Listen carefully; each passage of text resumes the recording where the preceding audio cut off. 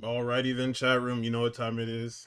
If you're here live, it is a Sunday, but nonetheless, it's Real Graps issue 61. As always, I'm Guardian. I'm joined by Tux. We will take you through the week in wrestling. And because it is Sunday, don't remember what happened this week. Damn. I mean, I do know that the NXT show yesterday wasn't bad. It was definitely it felt like a streamlined version of actually watching like NXT TV. But we'll talk about that on Thursday. Let's see. We can get into some news. A little bit of news. Vengeance Day is the last NXT PLE on Peacock. As for Saturday night's main event, I assume they're keeping the. They said they assume that they're keeping the deal because of NBC. As for where NXT's pay-per-views are going to be going forward, I mean the easy answer is ESPN in the States and then Netflix everywhere else, right? I feel like that it's just an easy layup. It's a combo. Why wouldn't you? Makes sense to me. Yeah, it seems like it's one of those things there. Let's see. We've got Tom Brady merch coming to WWE shelves eventually. They say that there's specialty merchandise and branding. The untouchable Tom Brady T-Bone, where things are floating around. So very much so. I assume that we need to brace ourselves for Logan Paul and Tom Brady at WrestleMania. Just in case you guys I wanted really hope not. But hey, if it's on like the ugly pre-show, that's gonna like air on TV. Hey, fuck pre-show it. by the way. Yes. What you mean the first hour of the show? Yeah, it's fucking 0 hour. They ain't got it like that. And also, they're Really definitely not wasting money on fucking Tom Brady to put on the pre-show. Watch out, man. Don't piss me off. That's pretty true. However, fuck that nigga. So I'll just stick with that. Put that nigga first up out of any match. Pre-show. Fuck it. I mean, yeah, probably it's probably the best thing to do. Road Dogg is out. Road Dogg was removed from his he resigned from his position, and in his place will be Alexandra. Wait, no, not for him. Alexandra Williams was promoted to VP and lead writer for Raw, but I don't know what that does for SmackDown. I don't think anyone's there. I think we're just dealing with the fucking shadow writer for SmackDown. That shit probably Triple H. They've been saying Ryan Ward got switched to SmackDown. Sure, I'll take it. Hey, whatever brings new ideas. I don't really care. Let's see. There's currently an idea within creative to have 6 women's matches at Mania 42. 5 already considered firm plans. And that would be the most of all time for women's matches at WrestleMania, which isn't really a surprise because women's matches were usually like 1 to 3, 1 to 2 at WrestleMania. You would have the title, and then you would have whatever hot feud that they were trying. Well, hot in quotations feud that they were trying to push. Like that year they did the Total Divas thing. Actually, that was one match. I'm pretty sure because AJ was in that match. Let's see. We've got. Oh yes, TNA is a monopoly company. I forgot. You land on the TNA space and it's like landing on the fucking Bowser space. So Steph DeLander, who hurt her neck. Well, I think she broke her neck actually a couple years ago. She notes that she is cleared, she's healthy, but TNA will not clear her, and also that TNA just doesn't have doctors backstage. They don't have like. She said, and I quote, "I've paid for both of my surgeries. I paid for PT for both of them. My insurance maxed out, so I currently have a $9,000 Advent Health bill sitting there that I'm going to get to at some point. I was 100% covered on my end. I was not on a salary. I was not getting paid every week. If you're not there, if you're not on the road, if you're not working, you don't get paid. So financially, it was a very big hit as well. They don't have a budget set aside for injuries and a proper medical team like at WWE or AEW. There is a fully staffed medical team. They have doctors, they have PTs, they have all sorts of people whose job it is to take care of the wrestlers when they get injured, to rehab them back to full health, and to let them continue their careers as wrestlers. Unfortunately, TNA does not have a setup like that whatsoever. Majority of my communication about my injury was through their chiropractor, who I spent 18 months trying to get a return to the ring protocol out of. and I only got it a month ago. So they really don't have a setup for injuries, especially spinal injuries. Oh, this was a spinal injury. I thought it was a neck thing. I mean, I guess it's both, right? Spinal cord starts at the neck. Yeah. Let's see. Where was the other thing? Okay, yeah. She talks about. She was also talking about just not being able to wrestle, and she said, "I have a feeling this is obviously like within the bigger thing. I had a feeling that this was the way it was going to be. Every time I broached the subject about my in-ring return, I felt like the higher-ups were avoiding the question. We were snowballing towards a projected date, and I was not getting any answers. So I felt like this was coming. I reached out to my boss and was like, quote, look, if there's been a conversation about me not wrestling again, just let me know. Carlos called me on Monday and told me, look, we're just not comfortable with you wrestling. And I was like, well, I'm literally fully cleared. And he said, yep, not into it. And then I asked, do you know what my injury is? And he didn't know. He couldn't tell me what my injury was. Fire. I mean, this is basically the same thing that happened to Dragon. It's the same thing that happened to Edge. It's the same thing that happened to Shibata a couple of years ago. It's actually why Shibata ended up signing with AEW. Like it pretty much forced his hand to sign with AEW because he wanted to wrestle. He had spent a bunch of time rehabbing and recovering, but the nature of his injury, New Japan didn't want to be responsible if he does end up dying in the ring, or even getting hurt and being a vegetable for the rest of his life, which is completely fair on their part. But at least they have like an actual thing to go to. TNA just doesn't want to take the risk because they don't have money. TNA doesn't want to take any risk because they're poor.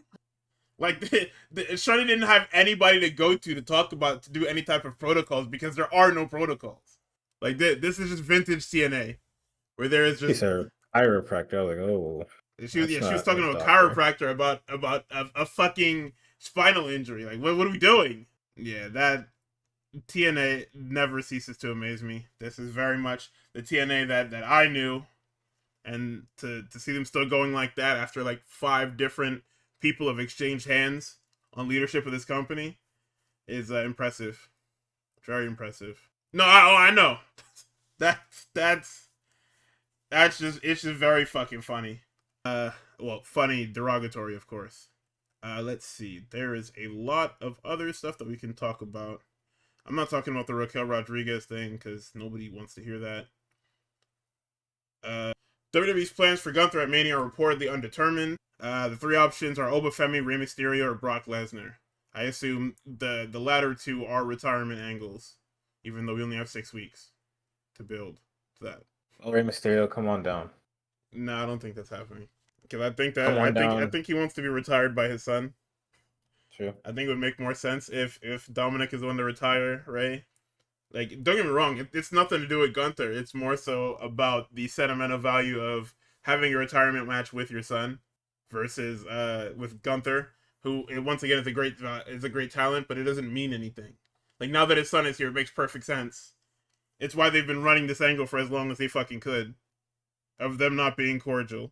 And as for Brock Lesnar, well, what are we even gonna do with that?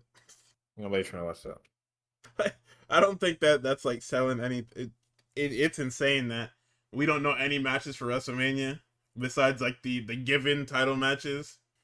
Like you would think that you would be leading towards something. Like, I can't even tell you the card of this show because I don't know what makes it. Like I can't tell you what, because of what we've been doing at like pay-per-views where things have been on the SmackDown, the Go Home SmackDown. I don't know what makes the pay-per-view anymore. Like, before, I used to be able to look at a card and look at all the big angles and tell you, okay, all of these things that they're focusing on will be at WrestleMania. Like, that's the Vince era. The Vince era is basically what you see on TV for a lot from Royal Rumble on is most likely going to be on TV, whether it's, a title feud or it's a just regular feud that happened coming out of the Rumble or even happened at the Rumble or something, whatever the fuck. I used to be able to literally look at the booking and know what was happening. I look at booking now and it's literally, this could be on Raw. This could be on Raw or SmackDown, and I will never. They could be on the Raw after WrestleMania for all I fucking know. Yeah. It's spamming that shit. Fucking Friday after or Friday before the big fucking pay-per-view, you used to have all the fucking matches that you wanted last year. That shit was crazy. Yeah, you guys have turned SmackDown into the pre-show of these bigger pay-per-views, and that's fucking insane. Like I don't see wisdom in it, and I don't see logic behind it either, other than you. Because here's the thing, right? I understand you don't want to burn your crowds out. I understand you want matches to feel important. There is a way to do that while still utilizing your time correctly. Because here's the thing, right? I'm gonna talk briefly about the setup of Vengeance Day last night. It's a 5-match card, right? Nigga, it was 8 o'clock and we were almost done with the show. Yeah. Like the first 2 matches were like 7 minutes long. They played more there was like double the amount of ads and wait time than there were matches. You could even make a case that it was triple the amount. There was so much downtime in between these matches. They played like 3 video. What was it? They had the underground match. They played like 7 video packages before that for the same thing. I shit you not. We were 45 minutes into the show and 2 matches out of the 5 happened. Like how does that work? Why are we having a 5-match card if we can't even, if we have to pad the 2 to 3 hour runtime? Like what realistically, what is the point of that? You start at 7 o'clock, you end at 9:20. What is the point? And there's barely any wrestling on. I want to say that there was maybe an hour, or not even an hour. There's like 45 minutes of wrestling. Actually, give me a second. I want to check. Thank you. There was, yeah, brother. Look at this. What is this? Hold on. That dark match looked kind of clean. You're not fucking with Super Shaw Legacy? Come on. Cut that out. I like Shawn Legacy. You can cut that out. Cut it out. Super Shawn Legacy is raw. They just kept him off TV because they fucking hate him and they hate me by proxy. Hate Wilder. Who the fuck? Don't even worry about that. That's propaganda. But yeah, this is literally like almost an hour of wrestling, if not an actual hour of wrestling. And it's that means that there's roughly 45 to an hour of just ads. Like, are we crazy? Also, the Jada Parker match did not feel that long.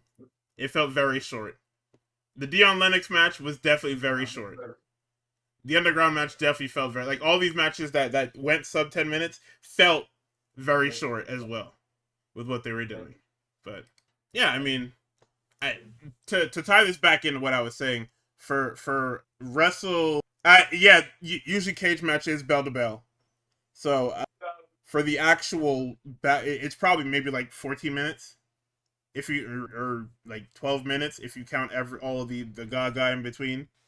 But I say this to say, WrestleMania having what they said they were eyeing like 14 matches total over 2 nights. What does that look like? Because if this show is starting at fucking 7 and you expect this shit to end at like 10 or 11 or whatever, or I don't even know. I don't remember what time this shit is starting at.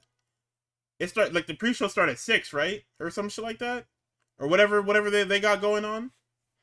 I swear I remember 2 p.m. PT, but I could be bugging. So what does it look like?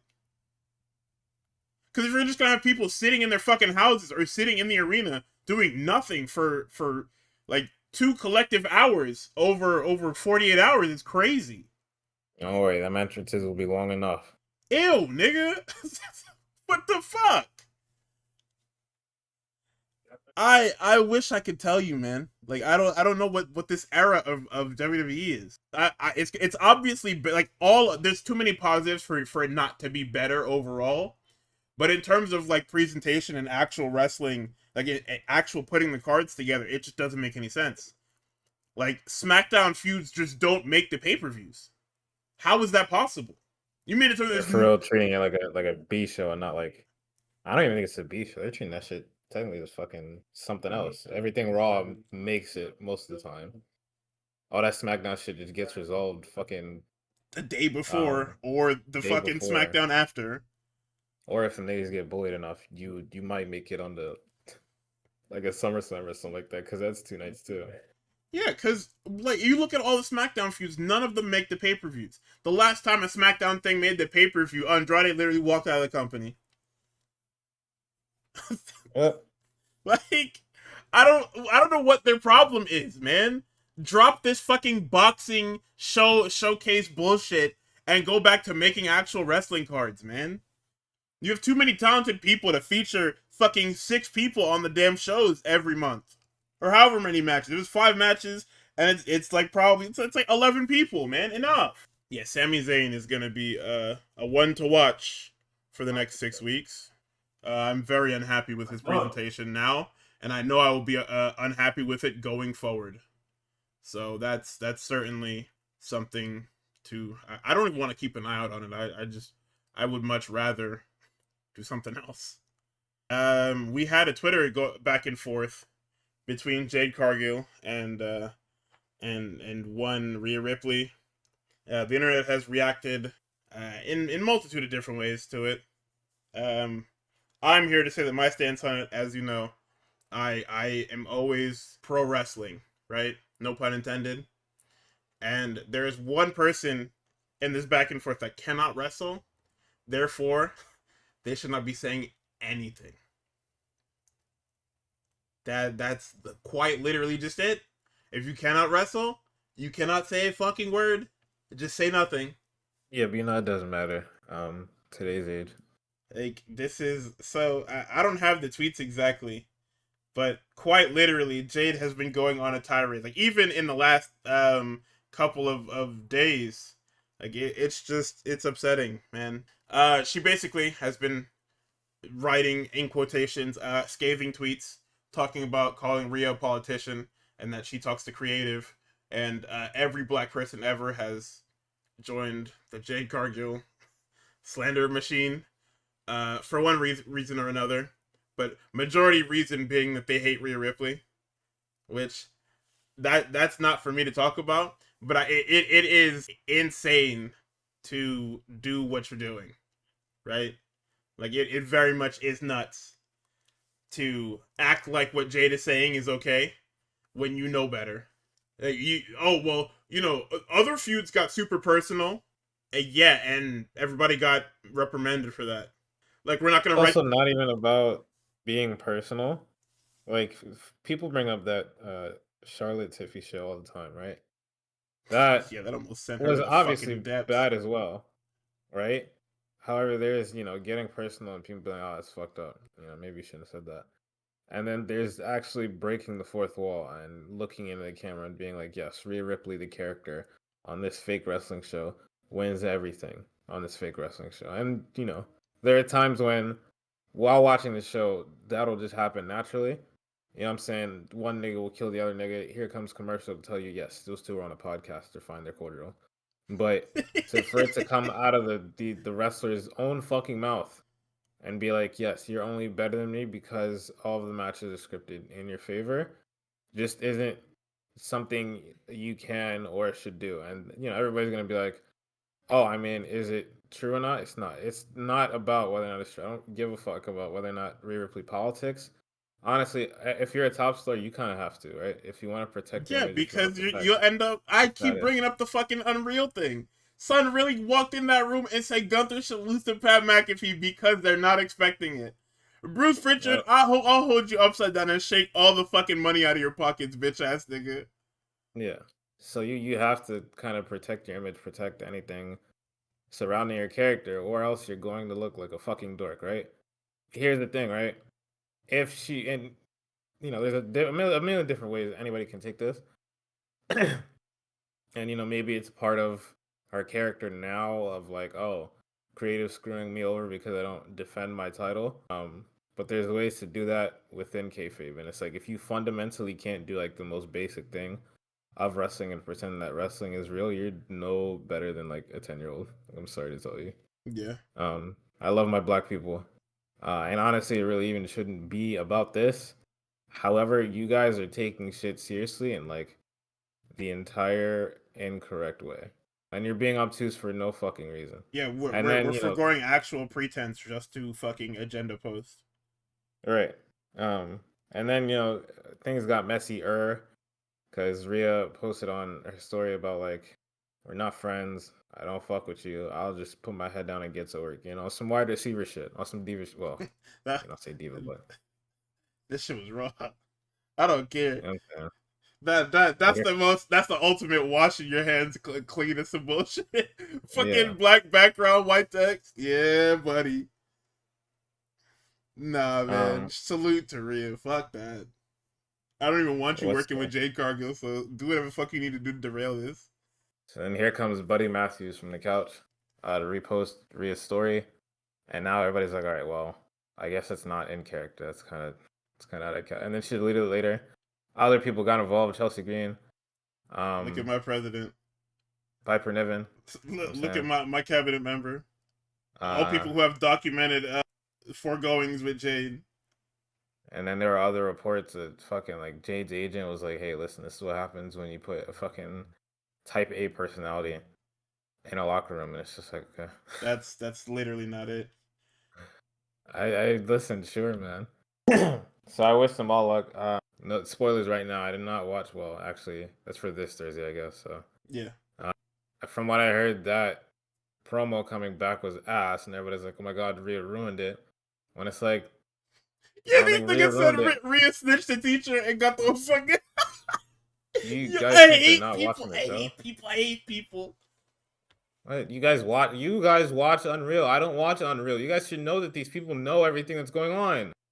The fuck? Oh And my hey, god. listen, maybe somebody said it, maybe somebody didn't. Jade didn't have anything anyway. Why do you think she pulled out that creative card? That's Maharaga in this whole thing. We're both going to die today. Yo, every time they post the panel from the first chapter showing that he was actually going to do that shit, frame zero, I start Yep. crying to laughter. Listen, that's Jujutsu Satan, and honestly, it's applicable because that's Rhea Ripley, nigga. That's basically fucking women's locker room Satan, bro. I get a match with Rhea Ripley, I'm more than likely going to get put on my ass because she's a good wrestler, not because I'm fucking creative. She's also a star. Like, that's what we need to understand. Like, Rhea beats people because she is their star. Like, you know this. It's literally main character. If you read books, if you watch TV, if you consume any sort of media that has a hero and a villain, a fucking higher power versus the regular common person, we know how it goes, bro. It's okay. Anybody that Rhea has beat, it's probably the right decision. And if it's not, then we can piss and mold about it. Her beating Jade to reset the fucking SmackDown status quo is perfectly fine. Like, don't get me wrong. Oh, well, you know, black people don't get to be champion in WWE. I hear you. I always hear you.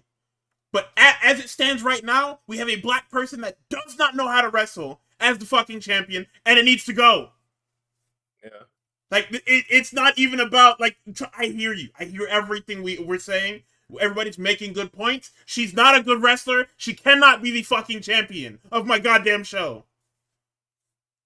It's plain and simple. Not only can she not wrestle, she can't talk either. Like you know, the fucking niggas that post the clip of Ricochet getting in the ring and Trick and Melo being like, "Oh, watch out, you got a microphone in his hand." That's unironically how I feel when I'm like doing something and I hear a fucking Jade Cargill segment and I can't skip past it. I can't mute it. I just gotta hold that. She's not good. She's not good. There was somebody And that that's was fine. talking about it, where it's like, oh, the segment was just them saying their catchphrases. It's like, fam, Jade's promos since she turned evil have been "I'm that bitch," period, and then she leaves. Yo, can you even say that? Are we getting fined for that? They're probably not because it's the only use of bitch on the show, so it's it's like a rule, you know. Oh, everybody gets If like three people say it on the show, we're cooked. But you know, if one person says it on the show, thumbs up, green light. That's how AW used to get around fucking censors. Moxie can say fuck, but nobody else. And then here comes MJF flying in to call Tony a fucking mark. Fire me, you fucking mark. That's Promos awesome, during the man. Naomi feud. I hope people, you know, now that we understand that there's no Bianca around, there's no Naomi around. I hope people go back and watch that segment that they did, Naomi and Bianca, and how Naomi and Bianca were the best parts of that. All Jade came in and did was hit a Jaden, and that was it. Like, there's no I pick substance things up there. and put them down. That's what I she don't know. is. I pick things up, I put them down. That's it. But hey, maybe maybe I'm just wrong. Yeah, man. But Like we need to save the black plight angle for people that actually like need it. Jade doesn't need it because she is perfectly fine. The fact that Jade continues to pop up on your TV means that she's perfectly fucking fine. Speaking of, where has Royce Keys been? Nobody knows. It's a great question. They're saying that he's getting acclimated to how they do things in WWE. What the fuck does Meanwhile, that mean? That's literally jargon for we have nothing to do for him. meanwhile, the other people from AEW came over, hopped right on. Danhausen, I know he's not doing anything, right? Like literally nothing. Yeah, but that's what they hired him to do is nothing. But I'm saying he got on TV right away, and then even then saying he has to get acclimated. He when got you on had pay-per-view first. That's what I'm saying. His first appearance was the fucking Royal Rumble. So what do you mean he has to get acclimated? If there's ever a more complicated match type for you to throw a nigga into, it is probably that. And not only did he do it, he did really well during that. Yeah, man. I don't know. I genuinely don't know. But alas, let's get into SmackDown. All right, we can speed through it. This is what I was talking about. I've been saying it for 4 weeks now. SmackDown, when it is bad, is bad. SmackDown, when it is mediocre, is bad. There is no good SmackDown. I'm sorry. There's not a good SmackDown. So to open the show, Jey Uso has been fucking murdered. Which, I mean, eventually they're going to reveal this is Sami Zayn because Sami Zayn cannot control his fucking self. So, let's see. We're doing a bunch of junk. Drew walks out after the segment to say, I didn't do it. And it's like, well, sure, man. But this is what I was talking about, right? They were doing that fucking, they do that thing where it's like, it's so obviously this guy that it can't be this guy. And I think that's something that I talked about when Jacob was first taken out, right? Is that Right. I weighed both sides of it has to be Drew because it can't be anyone else too. Because they're saying it so much, it literally isn't Drew. Like once commentary gets onto it and starts talking about, oh well, it had to have been Drew. It's never Drew. Or it's never, who they say it is.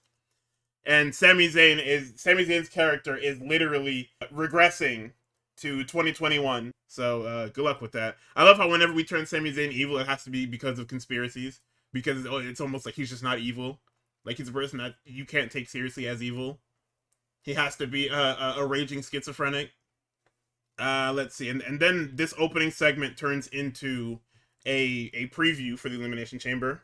We have Trick coming out. We have LA Knight coming out. Javon Evans, Cody Rhodes, Randy Orton. Everybody's out here. And then the segment ends with a LA Knight and Trick Williams brawl to the back. Javon Evans getting RKO'd, and Cody Rhodes and Randy Orton staring off. So, Killed my little nigga for no reason. I had watched the Chamber before I had watched SmackDown, and when I'd watched the Chamber, I didn't understand exactly why it was structured the way it was, and this segment told me all I needed.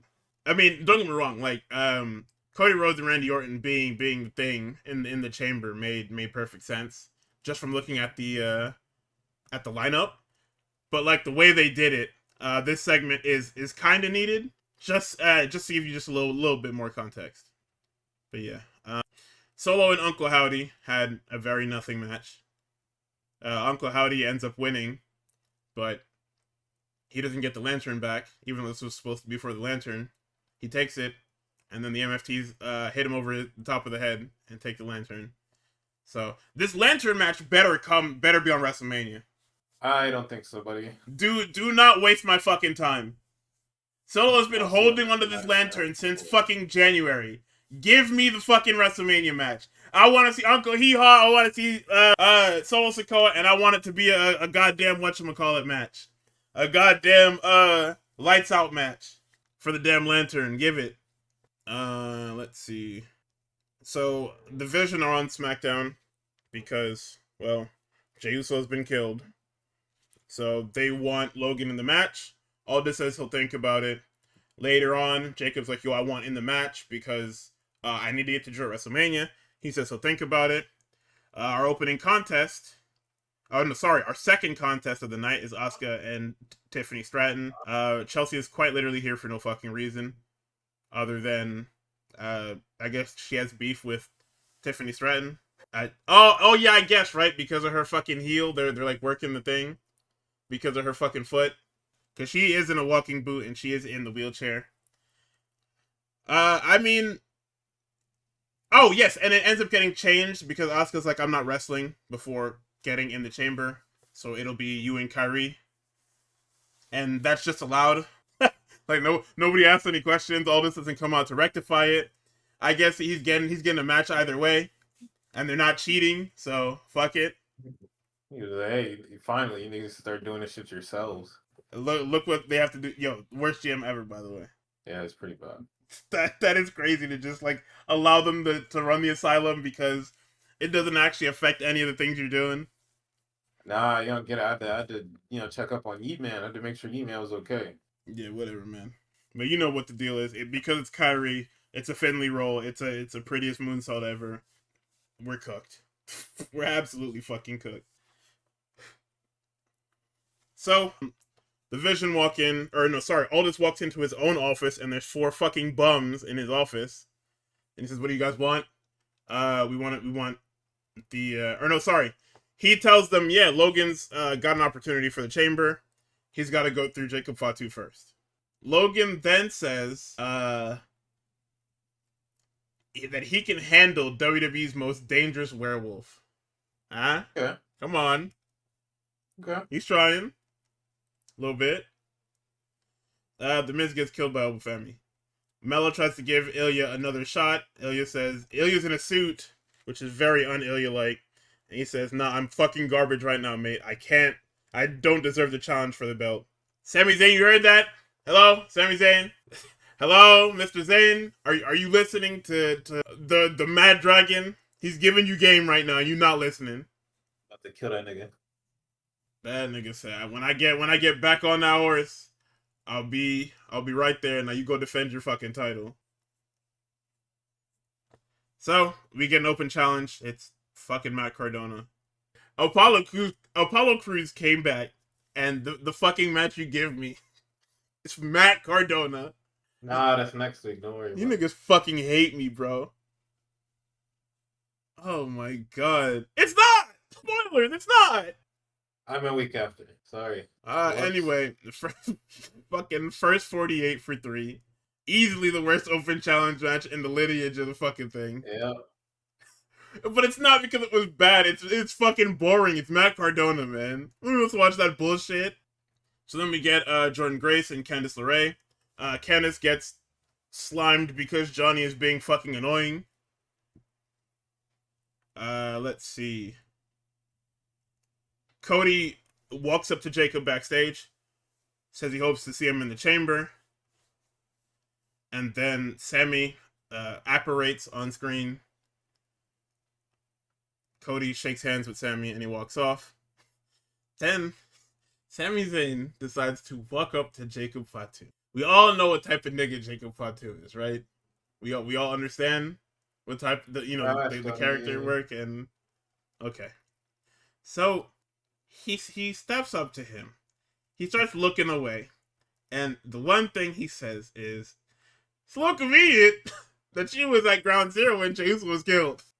And then you immediately want to take his spot in the match? Jacob said, what are you getting at?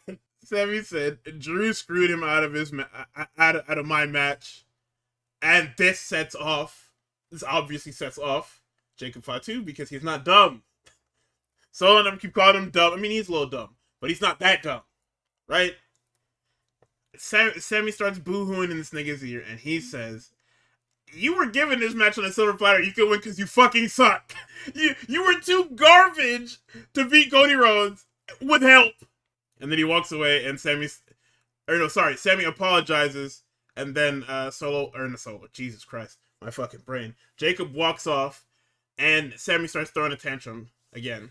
Also, they're conveniently placing water bottles so he has things to knock off the equipment boxes that isn't expensive. Because I noticed this week, I noticed last week, I noticed the week before, that it's always water bottles. It's never anything else. They have, like, conveniently placed water bottles for him to fuck up. Which is the most ridiculous thing ever. But Nigga keeps getting shit on my fucking lens, bro. Yeah, this is exactly what they did with Bayley, man. Please take the pen from these niggas. Temperamental Sami Zayn, new character unlocked. It's a fucking 2K cutscene. So for your tag team championships, it's the irresistible forces of Nia Jackson, Lash Legend versus Rio. Yo, what's up with Rhea Ripley and Cheeky Nando's, man? What's You going know what on it here? was? You know where she was recently, right? Syrian rival companies, Australia branded. Saturday was it Saturday show? It was Saturday show. She was there and they were telling, hey, you know what you should do? Go and add that shit to your repertoire, bro. This Just start is using that shit. because this is like the third week in a row where Rhea has used Cheeky Nando's in some match that she's had in a week. So I mean, Yeah, I love it. Like she's been wrestling kind of differently now that she doesn't have to be the fucking big tall bruiser in her matches. Now fucking Lash is at that role where she just starts throwing niggas, so Rhea gets to wrestle a whole different type of way. yeah, they have a bunch of time fillers. Lash looks good. Lash looks like she's not Oh, new. She looks like she's been on the show for a while, and there's no like not rust or anything like that, but there's no uncertainties in her game currently. Like it's a goat. she very much feels like she belongs in this show. I can't say that for everyone on this show, but hey, Give her that other person's fan base. no, ew, don't Is say it it? like that. Don't say it like that. But we get an Annihilator for 2. Rhea gets the save. She gets a Riptide on the Naya, but gets caught with the Lash extension. And Lash Legend pins Rhea Ripley for 3. You know who's not going to be able to pin Rhea Ripley for 3? Come uh, on now. my power scaling. No. That's proper power scaling, actually. Like, we could go down the list. Like, we could do a whole thing, like, afterwards, upload later. But that's on Mark for power scaling. Well, stock is well placed in Lash Legend. They understand who they have, what they have, and where they can take her. So, you know, pin Rhea Ripley at SummerSlam. I can tell you who didn't. Damn. So, Charlotte is backstage, like shit, laid up. She's not in the chamber. She's sick to her stomach. She eating mad fucking ice cream. Alexa's like, you good? Kiana says, this is not fine. They bring up Julia screaming in Alexa's face last week. And Kiana says she's just passionate. And the whole gimmick for Jade tonight is instead of having like something to actually say, she's walked up to every chamber competitor and like said a one-off like one-liner thing and then walked away. No tension, no heat. Just walk up, scoff, call them garbage, and leave. Nothing to work with. So, you know, very convenient. That nobody talks about how fucking shit that part of the show was. But let's see. Solo says, "Hey, what's going on with your show, man? You got demons walking around and shit." So, Solo bringing this up to Aldous when he's the one that roused the demons is so fucking funny. So then you fucking demons walking around, man. What's wrong with you? They were already partially aroused. Not really. Fam, Solo took the fucking lantern. Okay, that all right. That definitely set them niggas off. What? He alerted the horde with that one, but them niggas were already around doing evil shit beforehand. Bro, them niggas were literally just being normal evil, and he took the fucking lantern. Why did you take the lantern? All this said, yeah, you guys lost fair and square, but now it's time to do something about y'all, about them tag titles actually. There's gonna be a number of contenders gauntlet next week, and then we get a super cool video package that's like the stinger for Elimination Chamber. It's like Punk doing a voiceover for the Chicago stuff. Super cool. There's a Randy Orton and Aleister Black feud on the horizon that nobody asked for. And then in the main event, it's Jacob Fatu and Logan Paul. And this is where I wrote Sami Zayn is the attacker because they keep mentioning that Drew didn't do it. And Sami Zayn is getting increasingly upset over shit that doesn't fucking matter. Like I don't know who this could be. Like it's ABC and in the most WWE manner too. It's the most WWE manner of ABC, where things that should be mutually exclusive are just not. So Logan Paul has this problem where he does springboards and he cannot control how far or how fast he goes. He smoked the shit. Nigga, he moonsaults and he goes right over Jacob, and Jacob is not a small nigga. So he has to train. Like, no more of this. Oh no, he's a good natural athlete, so he can just do it. He has to train. Cause he can't keep going over shit. The buckshot, he's gonna hurt himself and somebody else with this fucking buckshot, launching himself at 900 miles per hour because he can't stop.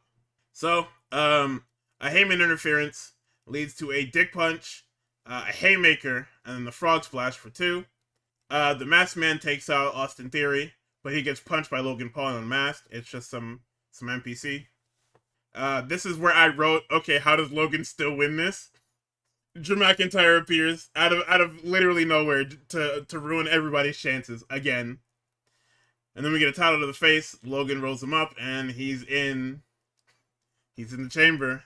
That is how SmackDown ends. Drew McIntyre has literally ruined another person's life for whatever reason. So yeah, I mean, SmackDown, like I said, up and down. The show is just either not good, it's either bad or it's mediocre, which is still bad for them because nothing's happening. Yeah. Like, you had a lot of matches on this card, but there were nothing matches. Like, the opener, Howdy and Solo it was fine. Kyrie and Tiffany was fine. The Miz and Obafemi was a minute long. You know, Jordan Grace and Candice LeRae had a 5-minute match. Or not even, it was like a 3-minute match.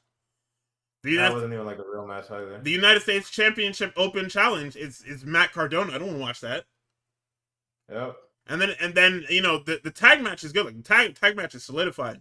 But then you have Jacob Fatu and Logan Paul because Logan Paul's in the match. I know it's bullshit. Like, you make me like 3 hours of this shit, dude. This is what I keep talking about. Like, I can't keep yelling about this because it's 3 hours of fucking nonsense. Like, no storylines or anything were moved in this fucking on this show. Fam, Howdy won. He takes the lantern. The MFTs bonk him over the head with a fucking, like a cartoon mallet or some shit, and take the fucking lantern and leave. Why did he win? Like, I don't understand. What was the point of Uncle Howdy winning if he doesn't get the fucking lantern? I don't know, man. I feel it's screaming into the void with this company. Nobody's paying attention. Everybody's just doing what they want. Like, we can blame Road Dogg all we want, but at the same time, he has masters he answers to. How are the masters not looking at his work and saying, hey, isn't this the same fucking thing you submitted last deadline? No, it is. Like, they should have a stack of show programs from Road Dogg that are quite literally the same thing, on the same font, the same page length. It's the same work. Anyway, we get to the Elimination Chamber. 4-match card. Very, very much a 2-man show, or a 2-match show, sorry. I would say that overall, just to do like an overarching before we go into it, the best match is obviously the world title match. And the best chamber match was the women's match because, well, the men's match isn't a match. It's a part of the story. Yeah, it's a story, not a match. So that's one of those boss fights. You fucking keep whooping on that nigga until you can't anymore. You suddenly stop doing damage and the cutscene starts playing. I hate a lot of those, right? Because you can die before the cutscene plays. Like, it very much just the fact that some of those boss fights aren't like win lose draw or scripted win lose draw is fucking insane. No, like you have to hit the threshold. Like, go fuck yourself, man. Like, it's a fake boss fight. What is the point? So, we have the women's chamber. Order of entry is Alexa, Asuka, Raquel, and Rhea in pods, and Kiana and Tiffany start. Commentary notes that Bianca is the only woman to win 2 chambers, and I believe the only people eligible are Asuka and Alexa to get that accolade as well. I don't think Rhea's ever been in a has Rhea been in an elimination chamber? Correct me if I'm wrong, chat room. Yeah, like she was in at least one. I feel like she skipped one, or she's always been able to skip them because she was, well, always the champion. Let's see. Oh yeah, she was in the 2022 one. That Bianca one. Got you. Oh yes, this is the one with the Alexa and Rhea stare off. Okay, got it. Wow. Bianca Belair, Alexa Bliss, Piper Niven, Liv Morgan, Nikki Cross, and Rhea Ripley in the chamber. Now you would think that this sounded awesome, and then you look at the location and it says Jeddah, Saudi Arabia, and you wonder why the fuck this is even happening. So let's see. I mean, this is very much a chamber match. We all know how the chamber matches go. People get bounced off the walls and shit. They wanted to make Raquel look very strong in this match. Kiana also was supposed to look very strong in this match. Yeah, she was hooping though. Like Kiana was very much the main focus. Like this was supposed to be her big, like coming out party on pay-per-view. I know this upsets the entire internet because they want Julia to be in her spot, which is completely fair. But leave this girl alone. She's actually trying. It's not like they clearly see upside in her. It's not Kiana's fault that the office is stupid and doesn't know how to position wrestlers without tearing other ones down. Like she has worked hard, you know. Like Yeah. we've had so many people in NXT get injured and just either not be the same again or just play safe. But Kiana's actually, you know, gotten hurt a lot and she's actually put in the character work in NXT. I missed that era. I missed the tail end of her being Kiana James. Like I knew her when she was fuck, what was her name before they changed it? Holy fuck. Kayla Inlay, that's what it was. Yeah. So it you know, to see her come so far, it's the same thing with Pax and a lot of the and a lot of the NXT girls, you know, that are up now. But you know, we have the entire chamber to go through. So we have the Alexa is the first to get eliminated. Oh, also, Tiffany Stratton, what's going on here? Why are you orange? What's going on with your hair? Why are you wearing black? Why are you wearing leg warmers? Like what's happening here? Sometimes you need to get a fit off. You know what I'm saying? You fought with this one? No. I'm just asking because it sounded like you were playing a little bit of defense for that one. No, I'm not usually a fan of Ben 10's outfits. I think she could always come harder, but We're not. Don't piss me off. it's me. Not doing that. So, Alexa goes for Twisted Sister, and she gets misted by Asuka and rolled up by Kiana. Crazy stuff. That mist was awesome, by the way. Yeah, it was. Like, Also, Kiana fucking killing whoever that was right when they pod opened. Fire. that was Asuka. Uh, She laid Asuka's shit right out. Let's see. We get an Oklahoma Stampede on the Kiana through the glass, and then Raquel hits the damn power bomb onto Asuka, onto Kiana, and pins them both because, you know, she's strong. Big strong. We need to get her over, even though she's not good. So your final three is Tiffany, it's Raquel, it's Rhea. Tiffany and Raquel fuck this power bomb up so fucking bad. I was honestly in awe when they fucked this power bomb up, because it's not like, you know, you get her up. Oh, I dropped her a little bit. No, it's you tried to get her up. She wasn't ready to go up, so she didn't go up. You half lifted her, but didn't actually lift her. But eventually, they fucking get this thing. We get a diving senton from Rhea onto Raquel, and then Tiff hits the moonsault to eliminate Raquel. She goes for a swanton and almost fucking dies. I'm not sure why we did that. That was crazy. Like her swantons are entirely too deep for what she's doing. Like that I don't know. Shit scares me, man. I feel like if you're going for a swanton, you should already be like back to the mat before you even reach the person. But whatever, man. I don't know. They teach these niggas however they want. Everybody says it's okay. It's okay. So it's no question to me. Oh, we notice at this point that Tiff's nose is opened up, and we figure out that when she went for the moonsault on the Raquel, she landed like nose first on Raquel's like elbow. yeah. So there's a little bit of bloody there, but Tiff ends up getting the riptide for 3. Rhea wins the chamber. Everybody groans collectively except for me, and I'm okay with this. I don't know who people wanted to win. I think realistically, if we poll the streets, how was Rhea not the real winner here? Like I don't actually you have the stats right? You wrote down what we said before pay per view, right? We're checking up. All right, cool. We're pulling up. You had Rhea Ripley winning. You had Raquel out first. Well, that was I crazy. had I had Benjamin Tennyson, and I had Alexa out first. Oh, so we went 1-1. Okay. If we put our opinions together, we would have had that shit correct. Oh, But, I'm gone. Okay. To be completely fair, in the men's one, I almost had a fucking conniption, nigga. When that boy was got eliminated first. Oh my god. One of us had the men's chamber correct. Well, not me and you, but another person whose opinion we wrote down got that shit perfectly correct. Yeah. She got the inside scoop. It don't count. I'm not gonna hold it don't count. She got the inside scoop. Road Dogg on his way out was like, you know what? We just send the results over. That's it. It couldn't tell me anything else. What's the next match? It's AJ and Bex, right? Let's skip the men's one. Sorry, bud.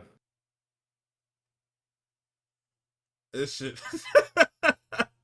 So we have let's skip the men's one. I wish we could. I'll streamline it as best I can.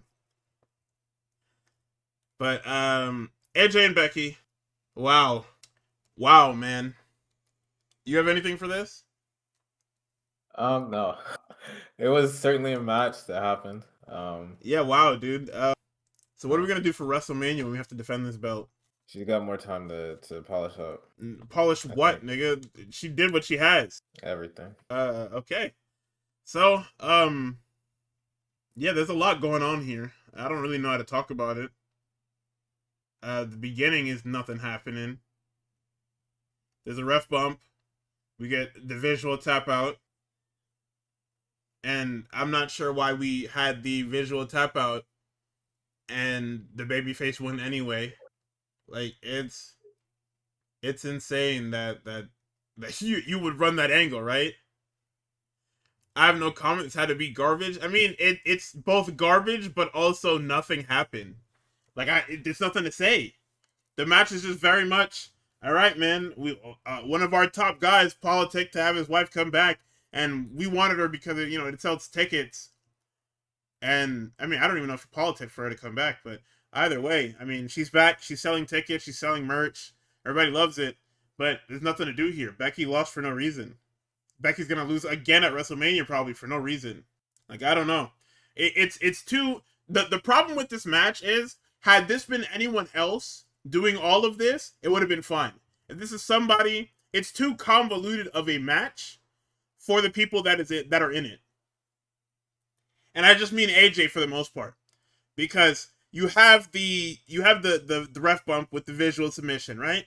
You have the buckle getting uncovered. You have Becky getting run into the buckle. You have a bunch of shit that you wanted to do on the chair with the ref being down and a bunch of other nonsense. Like everything they did under the chair, they missed. They tried to do a DDT. They tried to do a suplex. They tried to do a bunch of other shit. They missed everything. Everything that was supposed to be on this fucking chair missed. Like it's just it's nonsense. At this point, Becky's gonna be wrestling the fucking referee, Jessica Carr, at WrestleMania. That shit might go crazy. Yes? Let me find out what you got in your arsenal, bro. Like this is very like shame on Dave for giving this a 3, nigga. He gave it a 3 because it's a competent match, but it's very much too complex for who was in it at the moment. Like it's like I know all the convolution was to protect Becky, but it's nonsense, man. Like it's very much we should have just did something else with somebody else, or you book a different type of match where it's like you should have just made it a garbage match or whatever. I don't know, man. That's probably what happens in Mania. So something should have happened. Everything about this match should have been different because none of this works for an established veteran. Like all the stuff you did in this match works if she's wrestling Maxine. Doing this for somebody who's achieved legend status in the company makes no sense. But anyway, on to the world title match. We have new champion, by the way. I don't know if you... Becky gets run into the buckle that she tried to use earlier. Jessica says nothing about it. And Becky gets tapped out in the Black Widow. New champion. And new. Yeah, I'm tired of people saying that. So, we have Finn Balor, we have CM Punk, it's the World Heavyweight Championship. Finn chooses to go it alone. We get a nod to Miles Bourne because he had won the North American Championship that last Tuesday. So they say, can we get a new champion here as well? You should have known the fucking answer to that. Let's see. CM Punk does the walking Chicago Bulls entrance with the pregame because we're in the United Center, home of the Chicago Bulls. Tough. I've never seen a more foregone conclusion at the intros in my life. I mean, to be fair, I'm at home. It's a home game. I deserve this. What do you think niggas get when they get home games? They couldn't try to dress Finn up a little bit. I mean, but that's how it is in sports too. Like, if you watch basketball, when you're at home, you get the fucking they basically do everything but fucking confetti cannons for the home team. But yeah, I mean, this is a weird like pregame because Punk's walking through the back and nobody's acknowledging him. Like they very much do a long establishing walking shot, and nobody's paying attention that it's the champion. Nobody's hyping him up. He's not looking at anybody. It's go face, and he's just walking through the back. So he's wearing a Larry Forever jacket. He's also wearing Chicago Blackhawks gear. Let's see. They say that this is his first WWE match in Chicago since 2013, and I think this is his first. I don't know. Yeah, I think it's in the whatchamacallit. It's the first match in the United Center, is what it is, since 2013. Oh no, sorry, I was right. Yeah, this is the first match in Chicago since 2013, and they say it's his first career. I think they meant to say singles. I'm not sure which one they said. I didn't double check, but but he did have another match in the United Center for a certain other company on a certain show. You are fucking done. Who do you fight over there in that match? I think it was a fucking FTR tag match. Oh shit. At the United Center. Let me see. Let me see. Want to go to matches. Want to go to. How did I look this up? Chicago. Yeah, here it is. The first episode of Collision was CMFTR versus Bang Bang Gang. Oh no, sorry, it was Bullet Club Gold and Samoa Joe. That was at the United Center. What? Yeah, so this would have been his first singles match at the United Center, which is probably what they said. I could be wrong, but either way, we have it settled now. We can talk about this fucking great match, man. This was fucking awesome. I really don't like that you knew Finn was losing just by how commentary talked about it. Because commentary kept bringing up, oh yeah, he was the first Universal Champion, but he had to vacate it due to injury. Can he win again? And then that's juxtaposed with Punk hasn't lost a singles match since last year. Yeah. Like, nigga. It's like, oh yeah, Finn's been away from the top of the mountain for 10 years. Can he finally do it? Yeah, by the way, the guy he fought hasn't lost since before the summer of last year. Oh, Jesus. All right. Now, he did say, for fun, he did say, oh, barring the Seth Rollins cash-in, which makes sense, right? Like, it's a cash-in. They don't really, it's considered a match, but it's very much, you snuck the guy, so we're not even going to count that, which is fair. In actual straight-up matches, this guy hasn't lost in singles matches since the summer of last year. So, yeah, man. Finn Balor, you've got the longest uphill battle in history for yourself. Good luck, man. And boy did he his domain, bro. And boy did he fucking try. He tried everything. They kept bringing up, nah, bro, Finn can do it. Because if he does it, he has a win over Roman Reigns. He can beat Roman Reigns at WrestleMania and retain the title. That's wishful thinking like shit, first off. Second off, yeah, that was Michael Cole. My goodness, bro. Yeah, no, that was like their thing, remember? Is that like Finn's like big accolade after winning the Universal title was, well, he pinned Roman Reigns in his debut. So, and then guess what happened after? Next time they fought. Yeah, snuff film into fucking video game comeback into malpractice that nobody ever talked about ever again. Finn brought it up in that fucking promo, and that was it. I mean, this was cool though. I liked this a lot. I liked Punk was working. Like maybe it was Chicago buff. I mean, he always works for the most part, but he was in his element tonight. That was fucking awesome, man. Finn tries to go for a coup de grace, and Punk catches his leg and rolls him into the sharpshooter. Man, without seeing that shit, that guy's ready to fucking go, man. He's dialed in like shit. Let's see. We get a bloody Sunday, and then Finn goes and hits the coup de grace for 2. After a Punk kicks out, Finn thinks about hitting the fucking interference button and decides against it. He gets hit with a GTS immediately after that, rolls to safety. We get a sling blade on the fucking floor.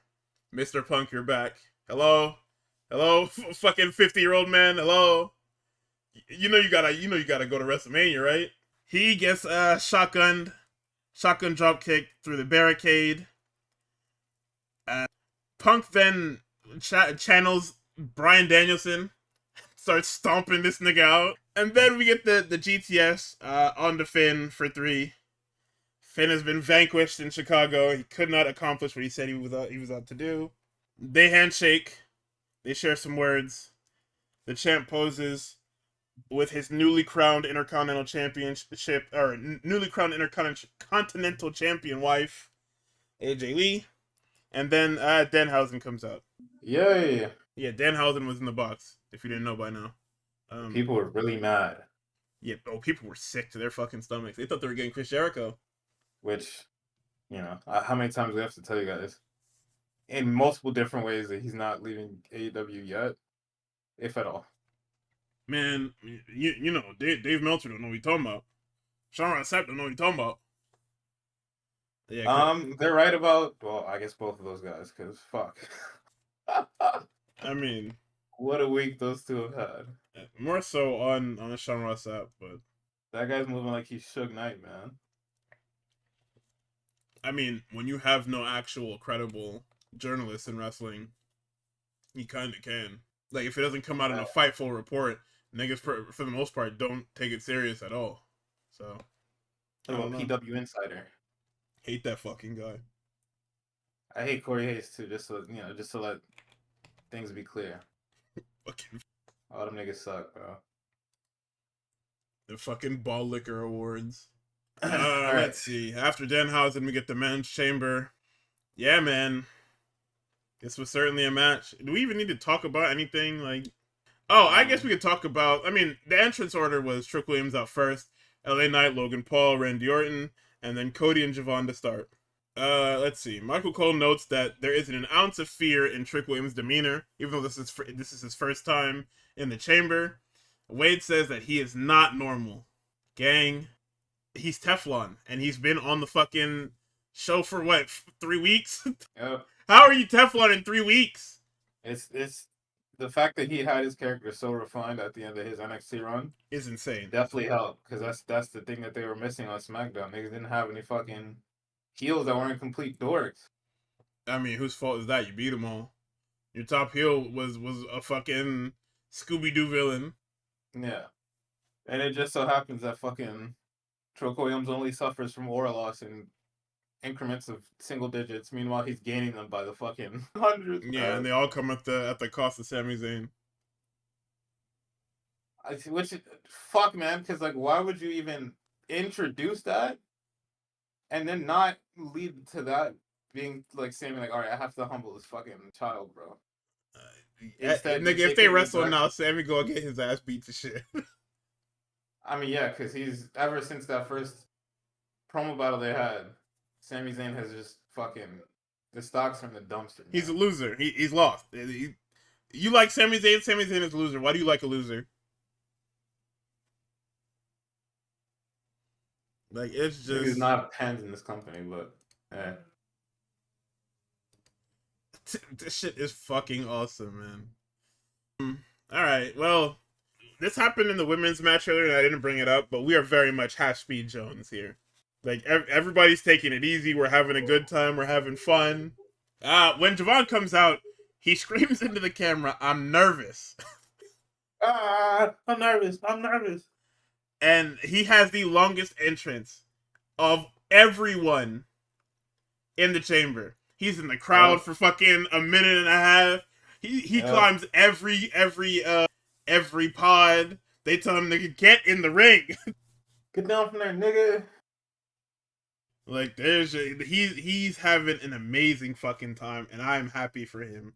Well, not after this first fall, but Cody comes out and he's dressed to the nines in the SmackDown blues. And then you look at his fucking boot. Why are your boots red, buddy? Oh. You've got the blue and gold tights. You've got the blue and gold jacket. How hard was it to just wear white boots?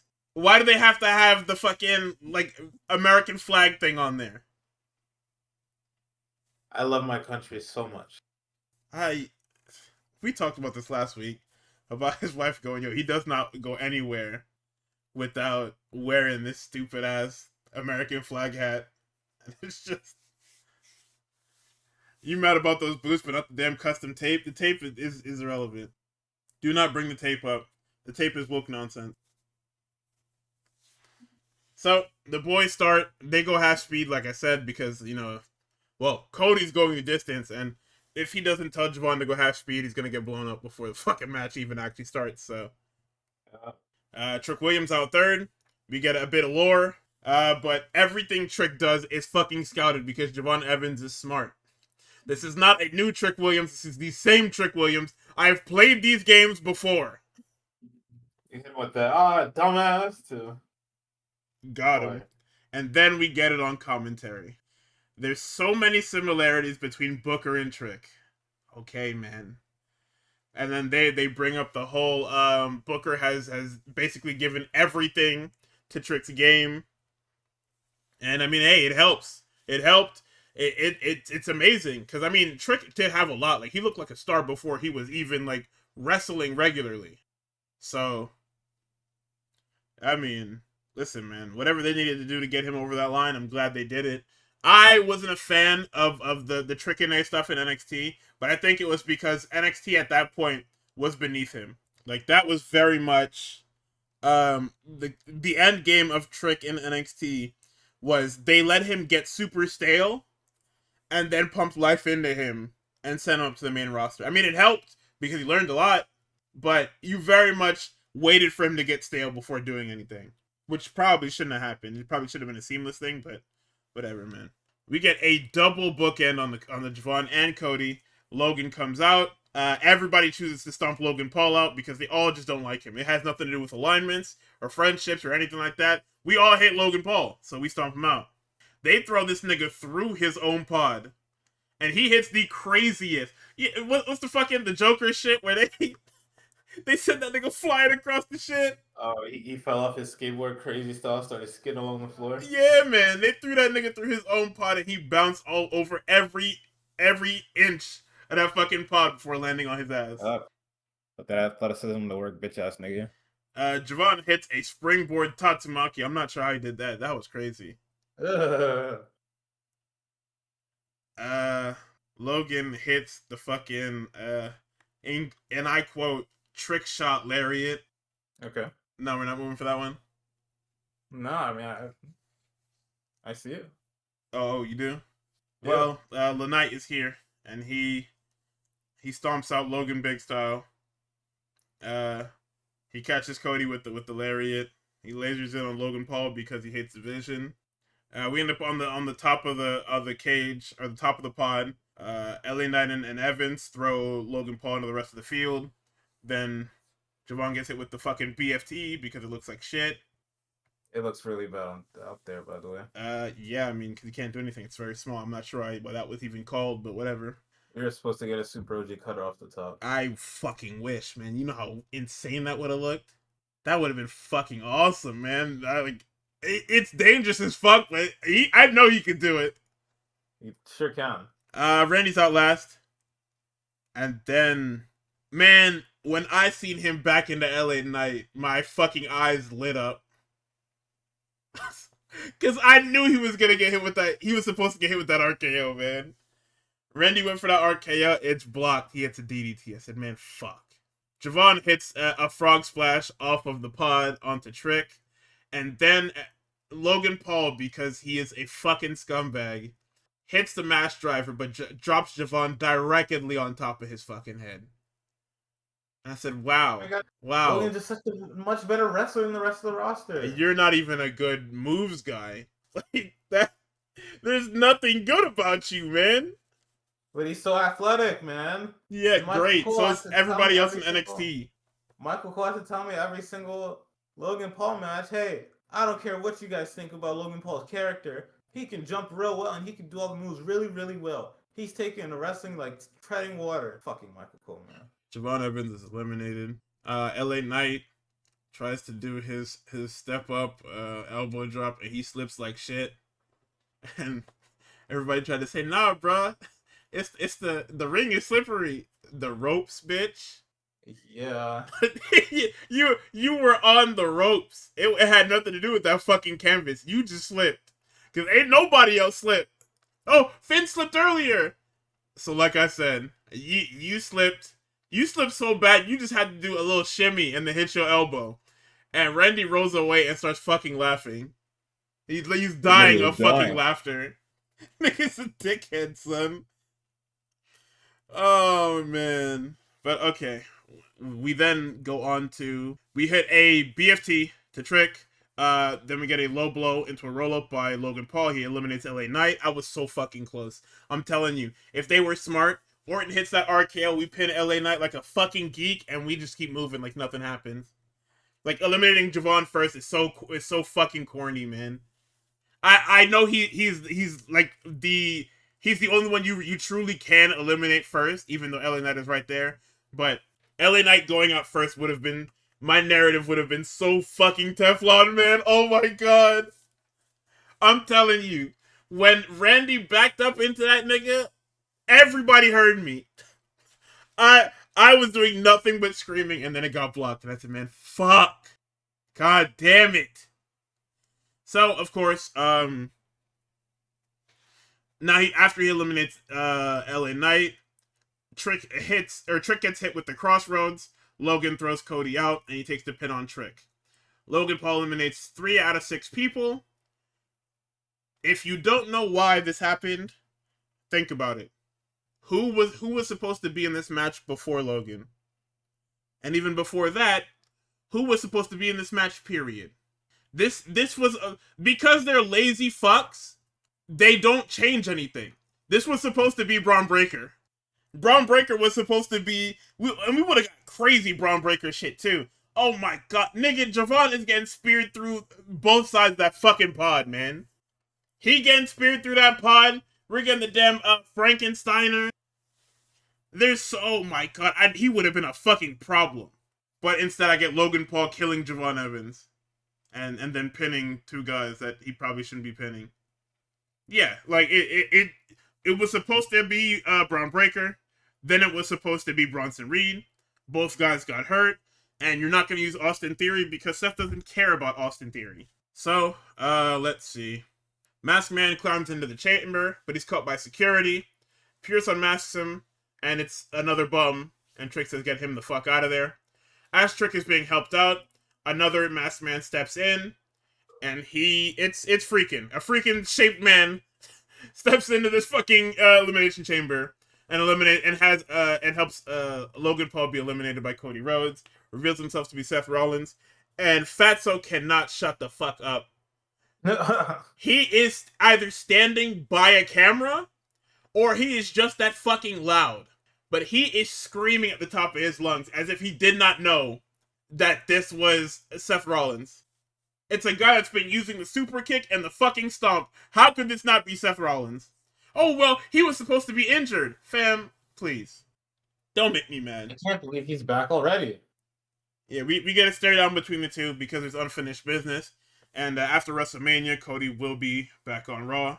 Mark my words. Either that or freaking getting sent to SmackDown. I don't know. Hold on now. Freaking getting sent to SmackDown is probably a lot better than Cody being sent to Raw.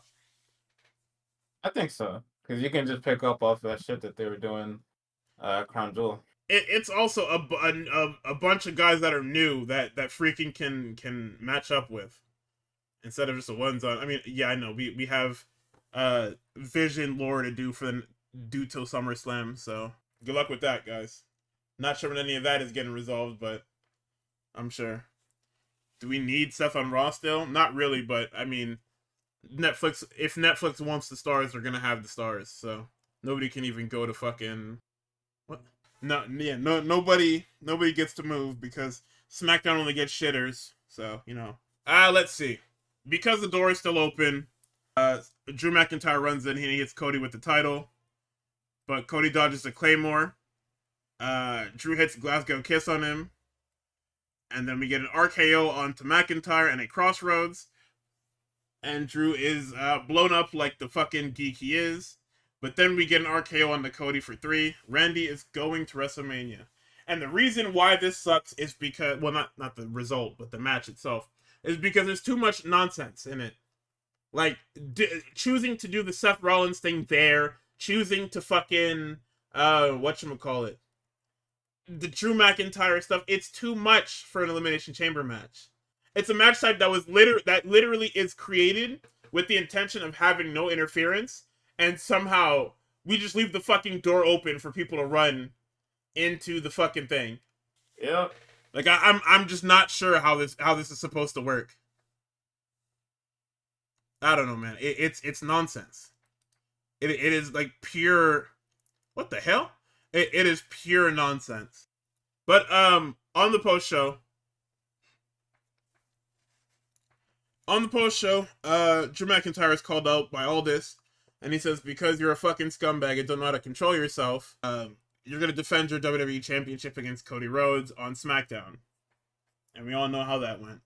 Even if you didn't know even if you didn't know the result from that announcement, you could guess.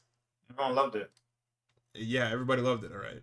Like, I don't know, man. But anyway, on to good wrestling. It's Collision, baby! Before we can even start the show, Max comes out, and he says, this shit is not happening till y'all fix that match card. I am not a deathmatch indie bum. I am a real professional wrestler. Oh yeah, Mimsy was right. She had Candy being final 2. She had the, like I said, she had a script. It's not, we can't count that. That was crazy. What's crazy? That shit is insane, boy. But yeah, Max comes out, and then he tells Tony to, anyway, he tells Tony to bring his ass out here. You fix this fucking stipulation. No way. And who comes out but the Jet? The Jet. The Jet comes out in his fucking in his best fit that he's ever been in. Don't watch the rest of the show, but he comes out looking like $1,000,000. He says, "Hey, we heard you looking to get some stuff done.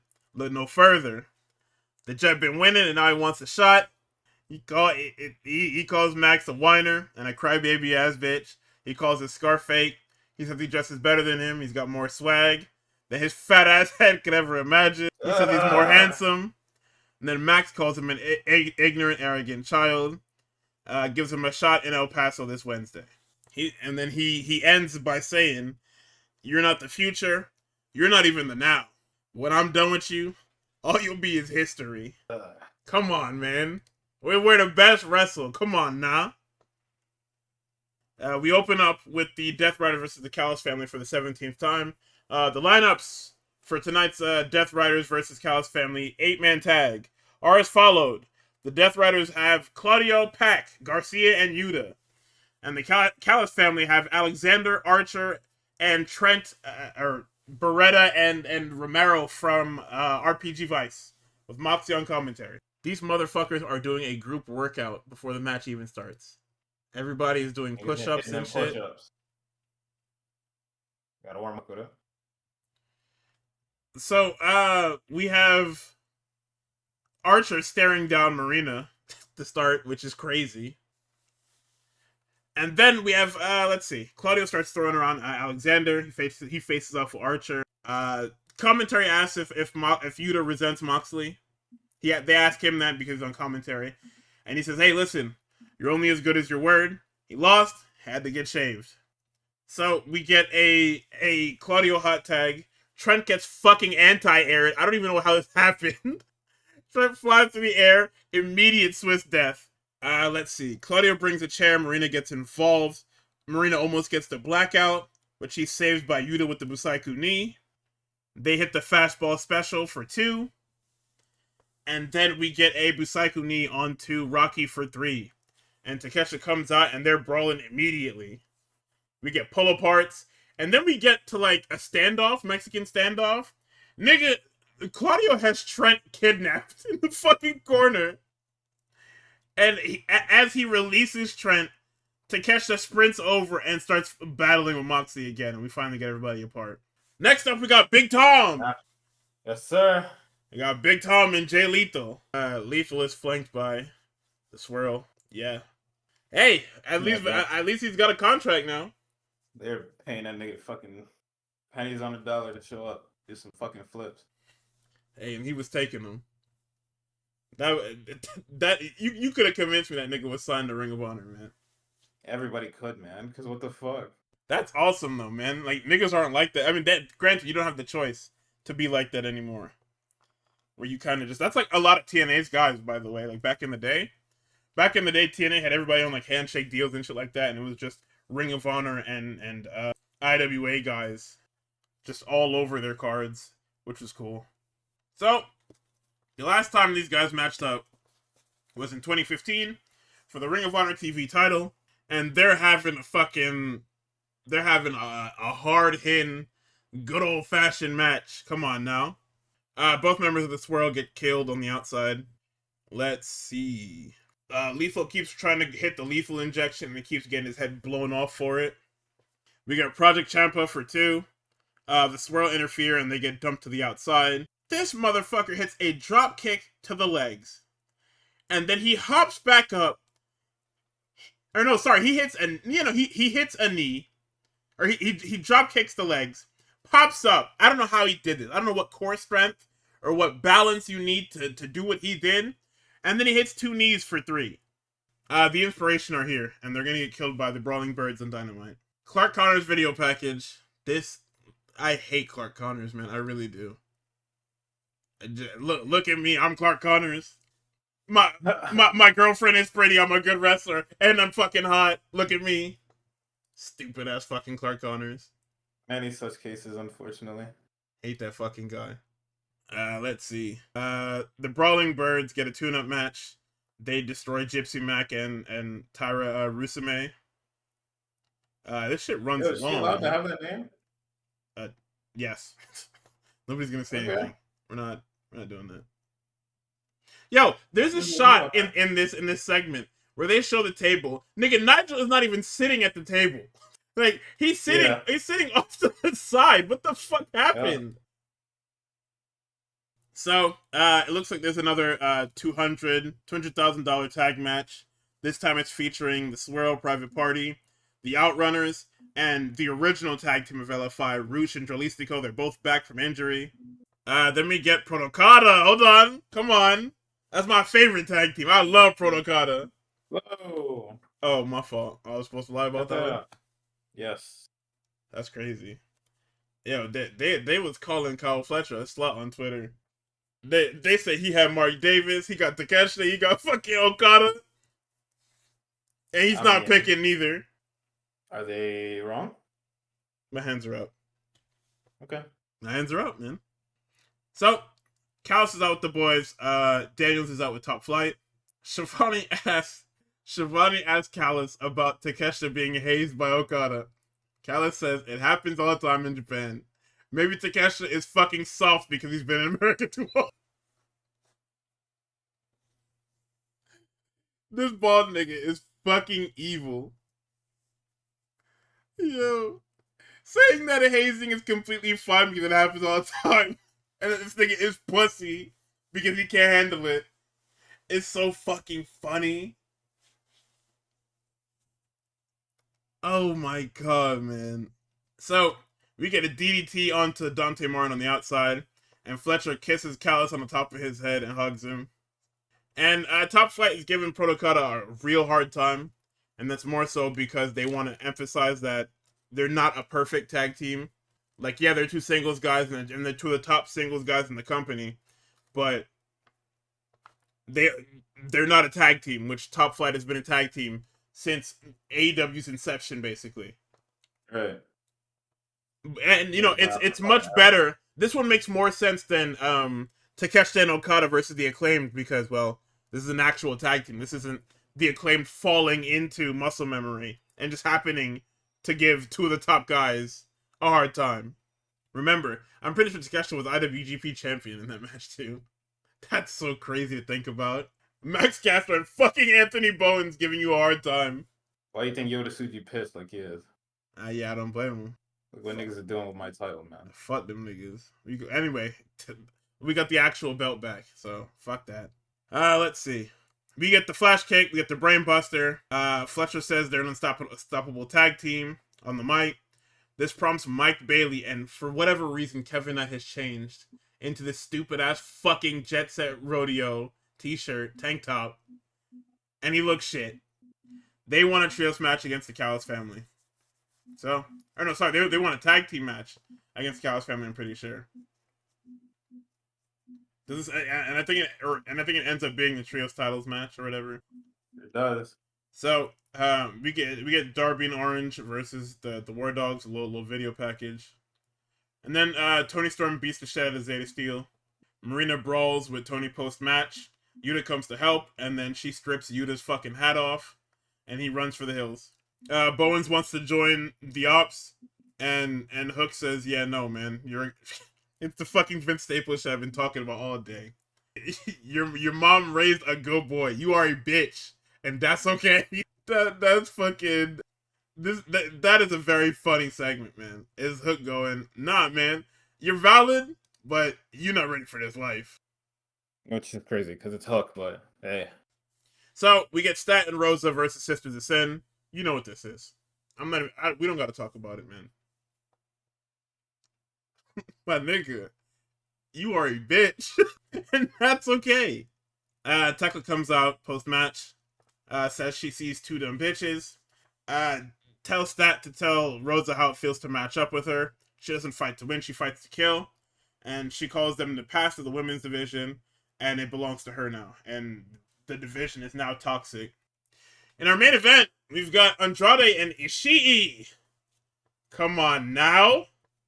I'm pretty sure the woman in this match is Becca, and the fact that she got very handsy with Andrade is fucking hilarious. Like, even Andrade was like, "Hey, hold on, hey, you're touching me a lot." Yeah, relax, nigga. Oh, hold on now. Let's see what we got here.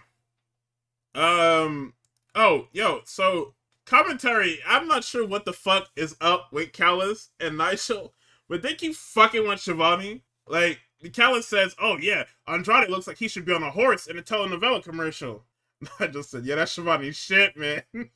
Like, right, I know it's a double entendre of Shivani does watch daytime television and he could be gay, but it's just like, bro, leave this man alone. Bandito comes out and Andrade immediately takes his fucking pants off. Fuck you, nigga. My nigga's wearing a tracksuit. Nah, just in case, you never know. Just in case what? He's not gonna take his tracksuit off. What if he did? Whatever, man. I'm gonna step ahead of you, bitch ass nigga. Bandito offers a hand.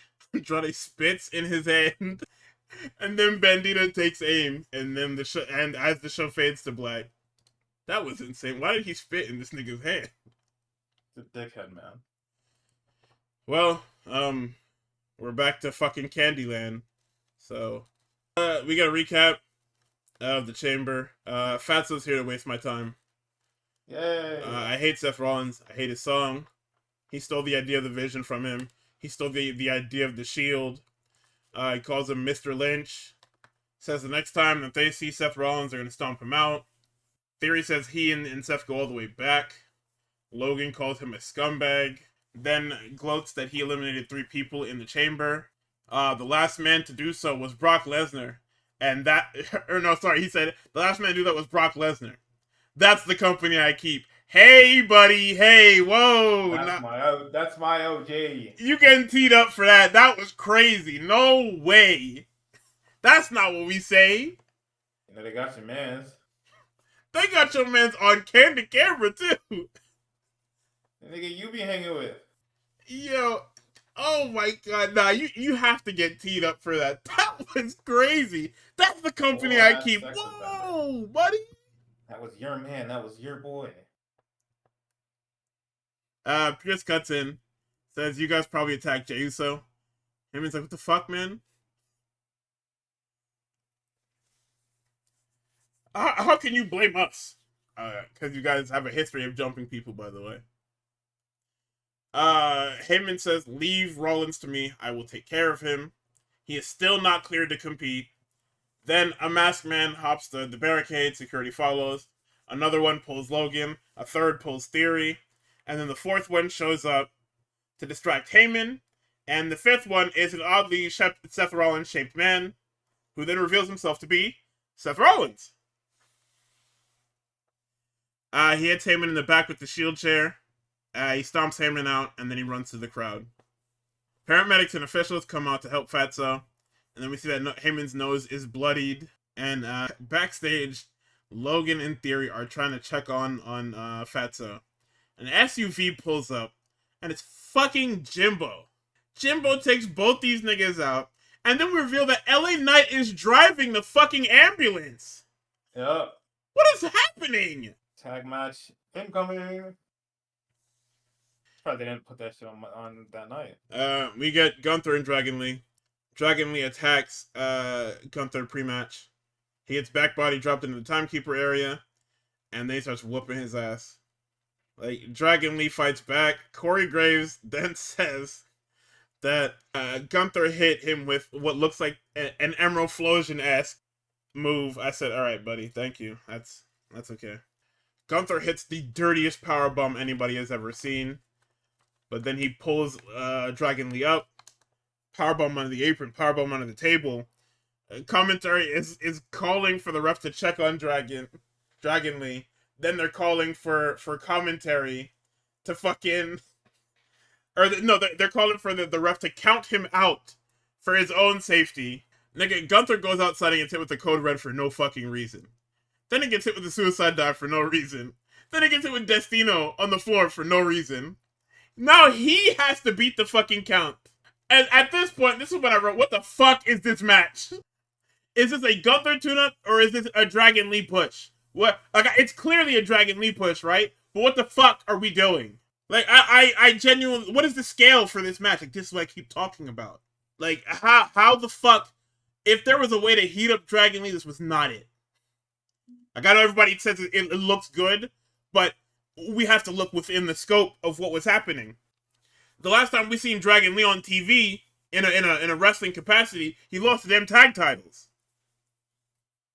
Why is this nigga able to jump Gunther and give him a hard time? How is Gunther just not killing this guy? But yep, then Dragon Lee hits him with a couple of lariats. He tries Destino again, doesn't get it. Gunther pulls his mask off and chokes him out with the sleeper. Now, this spot in particular, this segment in particular, led to a wave of misunderstandings and just like casual racism, I guess you can say, between like everybody and lead beat reporter, lead ball licker, Sean Ross Sapp, and Uncle Dave talking about, yeah, man, it's not that serious. Because all Sean Ross Sapp had to do was just say, damn, they pulled that nigga mask off. Crazy. This motherfucker, he takes the exact frame where you can see, there's one frame, like, if there's 7,000 frames in that one moment, he goes through and finds the one frame where you can see Dragon Lee's face, like, almost perfectly.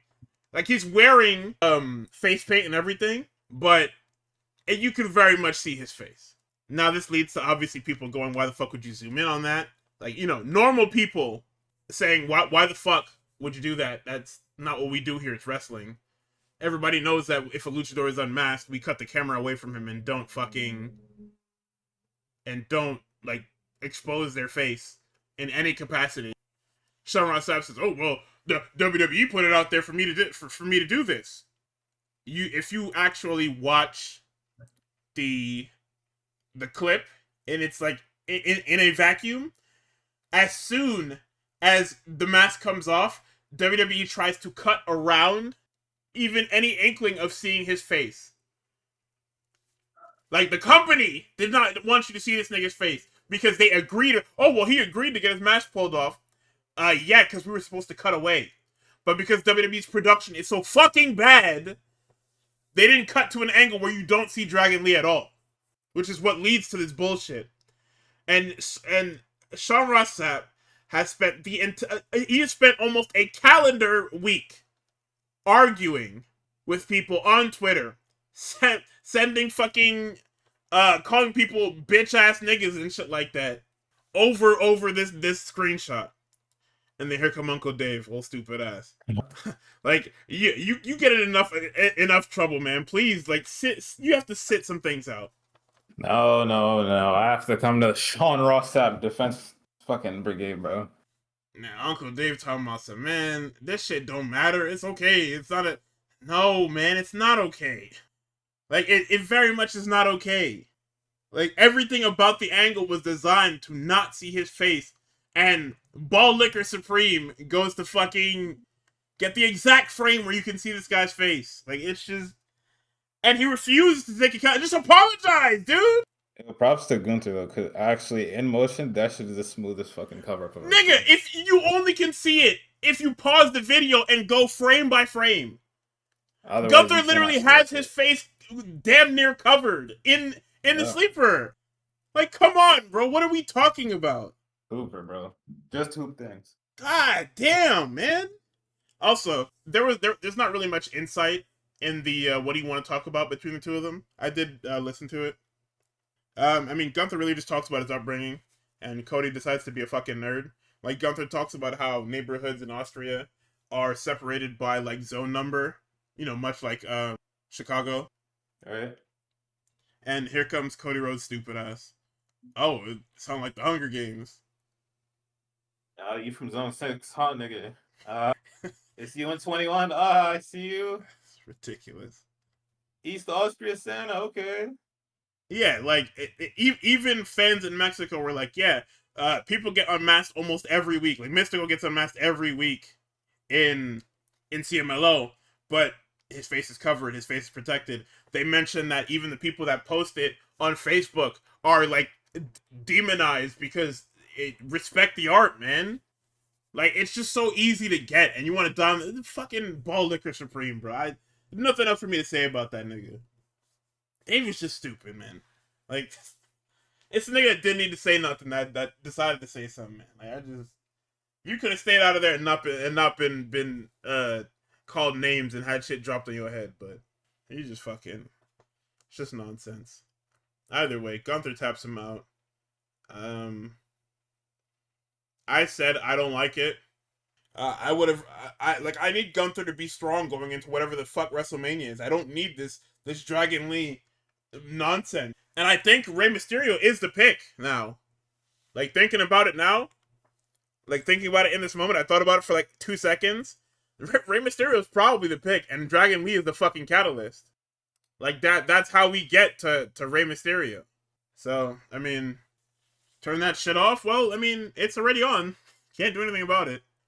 Unless they pivot at the last minute and Brock wants to either do business or, who the fuck was the other one? It was Rey Mysterio. Oh, Obafemi. Nah, I think they're gonna do something else with Obafemi. Most likely. So we get Asuka berating Kyrie backstage. AJ's like, hey, are you okay? Blink twice if you're not okay. During the commercial, Theory and Logan come out. They berate the crowd for cheering Paul Heyman being murdered. Theory then says he's got Jimmy Uso tonight, and he's gonna apply pressure because that's his thing. Is apply pressure.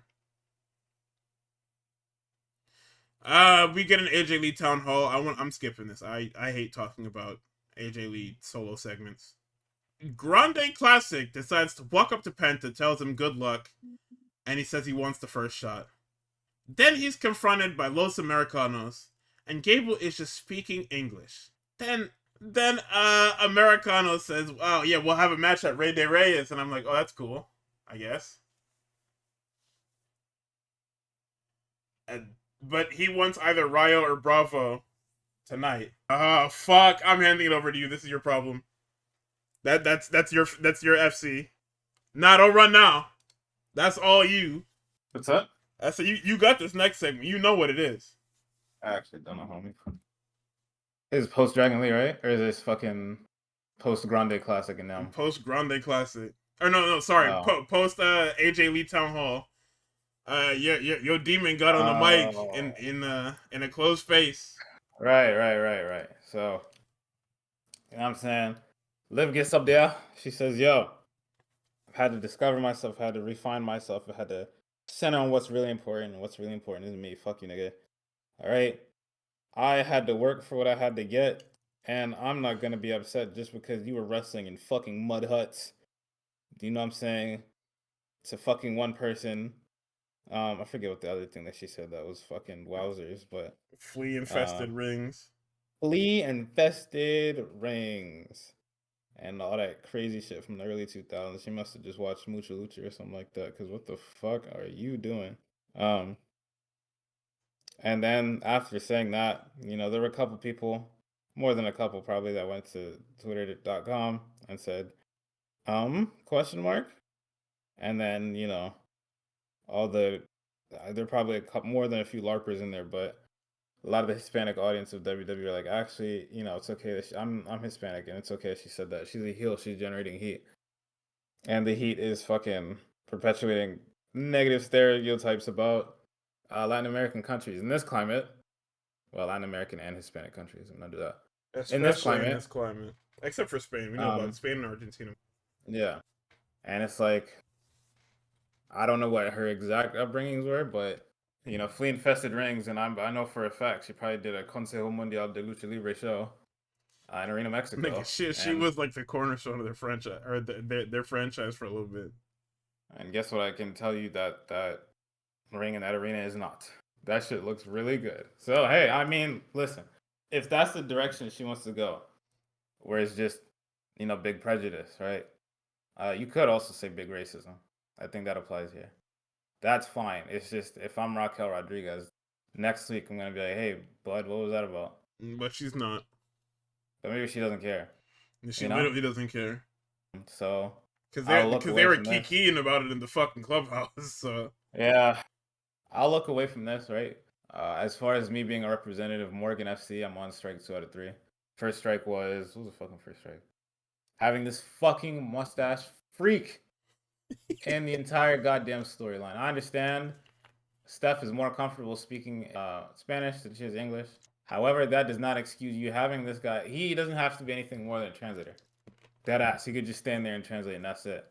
But he's like kind of actively involving himself in this shit, and it's just like, this is some of the worst Liv Morgan habits that we've had, right? You know what's crazy? Not to cut you off, but it's professional wrestling. We know what we're gonna say to each other.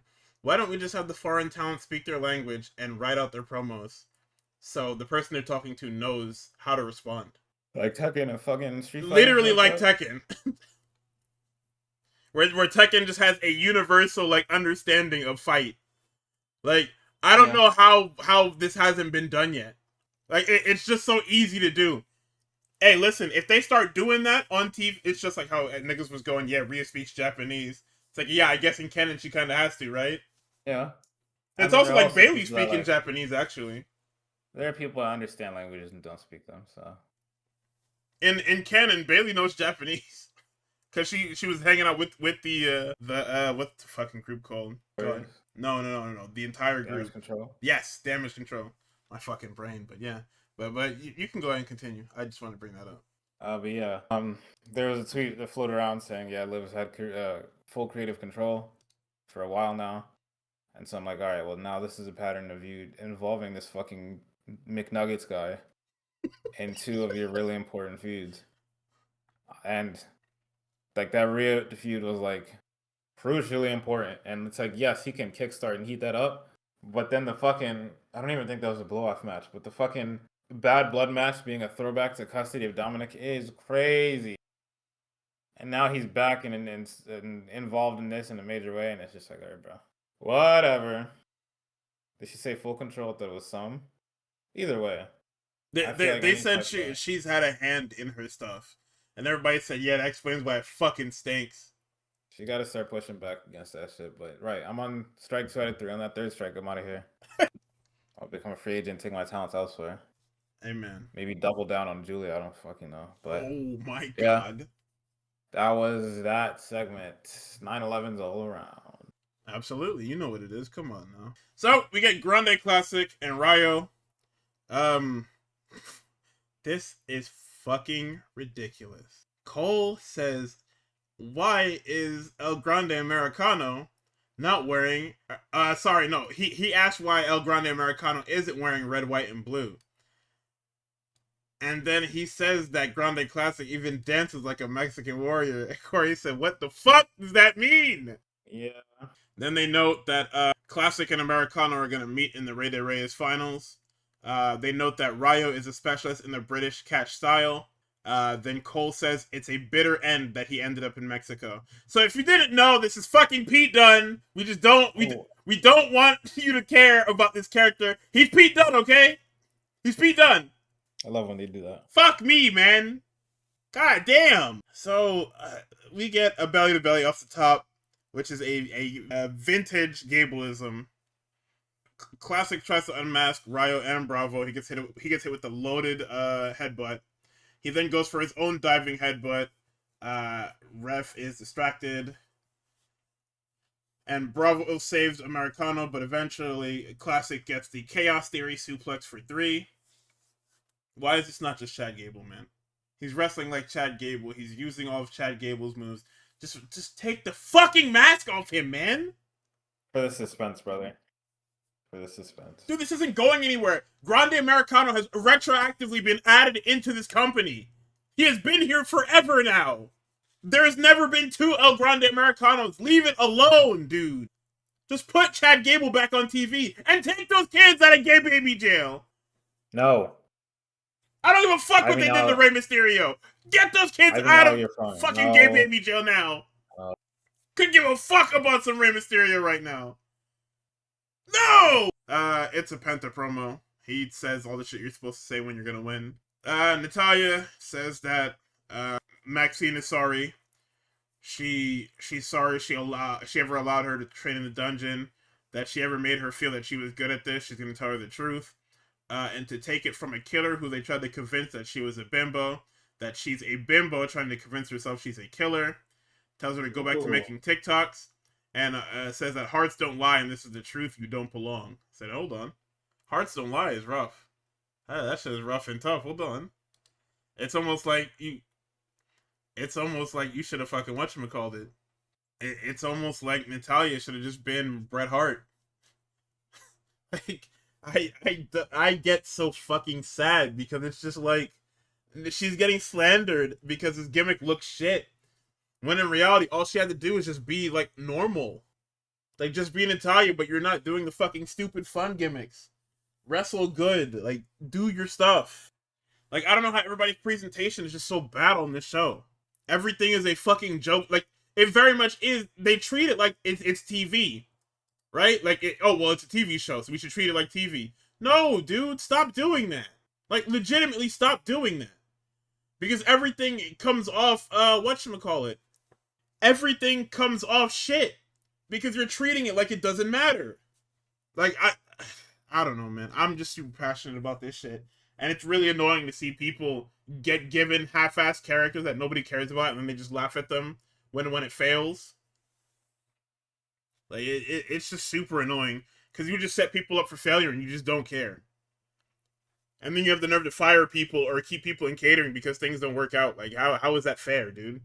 It's such a stupid company, but I digress. Doesn't matter.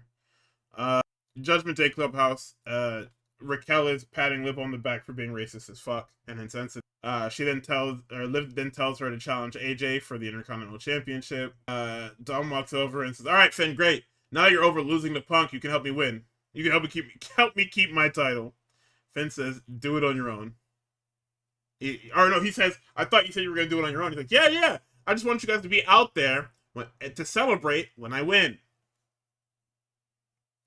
Rusev comes and calls out Obafemi.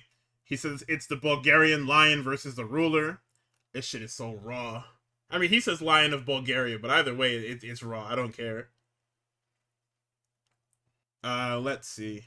Oba comes out. He tells him, come in the ring and make this shit happen. They go face to face. They start brawling.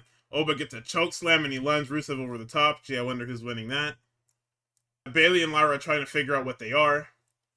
Lyra tells Bayley she needs to get herself to WrestleMania, and she sends her to chase AJ. But Bayley says we should both go. And as they're both about to enter Pierce's office, Bayley gets face to face with Io, and like it's awkward because they used to be friends once upon a time, and now they're not. Even though I mean they kind of both treated each other bad. It's not like Io was completely innocent in that. Yeah, but I'm a good person though, so. Nah, but I'm just saying, like, it is kind of crazy that Io gets to act brand new, like she was never evil because she's she's all sunshines and rainbows now. Like you were evil as fuck before. Yeah, but I've been a good person for a while now, so we're gonna ignore that. Like y'all were both evil, and what y'all did to Bayley is like way worse than anything you've done recently. Like you guys literally like treated Bayley like an outcast, and then forgot that she would have learned Japanese from hanging out with you niggas. Like, you guys were calling her all types of shit in Japanese.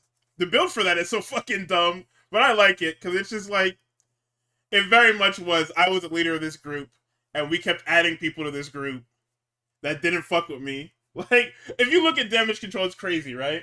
Because it starts out as Dakota Kai, Bayley, and Io, right? Then Kairi comes back, and Kairi gets added. Then Asuka joins, and they love Dakota. They love Kota so much. But Bayley is the one that everybody is just, oh. Like, Bayley is the one on the outside by the end of this group. Yeah. But yeah, no, I mean, it's not fucking fair to act like that to Bayley.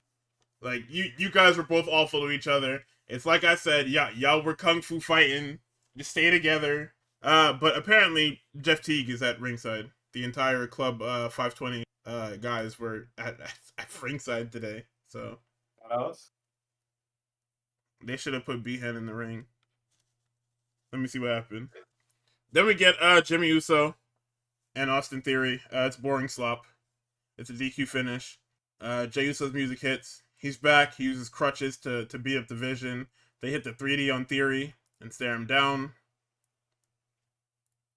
I think this was a video game promo because I have recently tapped in like the actual international feed on Netflix. So there was like a mini video, or it was like a couple second clip where Punk is in the gear he was wearing from the Pipe Bomb promo and says, "I have a lot of things to say," and I guess it's for the video game, right? I would assume so that it's a little bumper for the video game. Because I thought it was kind of odd that was there, but most likely is. Okay, we gotta start zooming through this because this is a long ass fucking show for whatever reason. Pierce with Danhausen says he's got a glasses disguise, vintage. Then Danhausen hands him a list of things he's gonna need: a blimp, Hall of Fame induction, a personal assistant, personal camera boy, one of those Triple H pointing photos, and his face on all the trucks. Pierce is like, "Why is this wet?" "Oh, it fell in the toilet." Great. So What a guy. the Judgment Day walk by, and he decides to hand Danhausen off to them. He says hi to Finn and Dom, and then he forgets JD's name. JD says, "Wow, I hate this guy already." Danhausen says, "Ooh, the Intercontinental Championship. I like this. Can I have this?" Dom says, "Hey, don't touch. This is the closest you're ever gonna get to one of these. You better leave before something bad happens to me, or happens to you." And then Danhausen says, "Something bad happens to me. Well, you're cursed." And they go, what the fuck? In the commercial, Javon says, "Hey, Elimination Chamber was a setback. I had a little scare, but I'm good." He's got goals and achievements. He wants to be champion. He's gonna watch the Intercontinental title closely. Doesn't matter who wins, Young OG has next. And he gets into his shit. This nigga says they better watch their back, and whether they like it, don't like it, agree, don't agree, just know whenever and wherever the Young OG is, or no, sorry, he says whenever the Young OG is on TV, that boy is bouncy.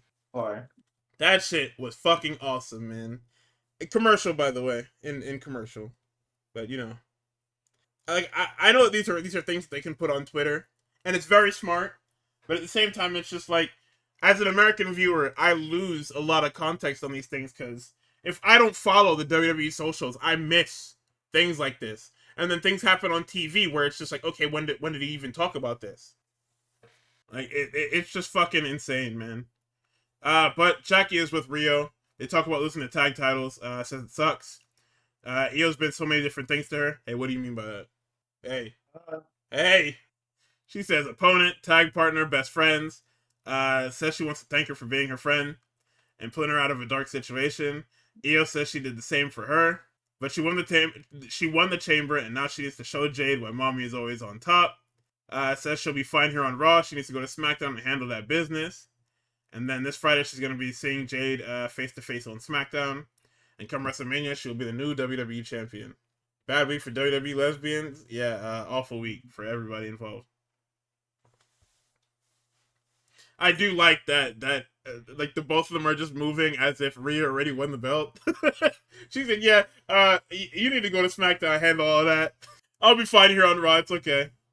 Like, oh wow, we're already moving as if like we foregone conclusion, man. Okay.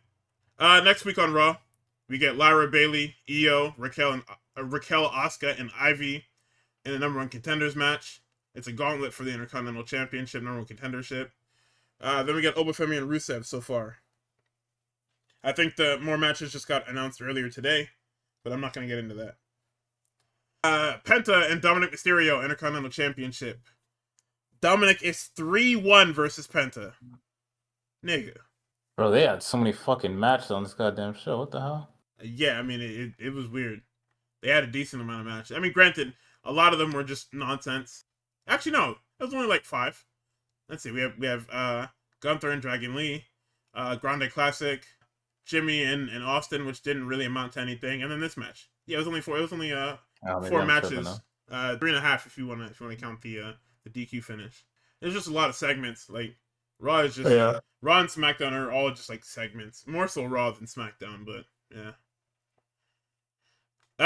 Let's see. Finn and JD are at ringside. The big thing about this match is that Penta is stupid as fuck. And he cannot help but distract himself with Finn Balor and JD on the outside, even though they're not doing anything.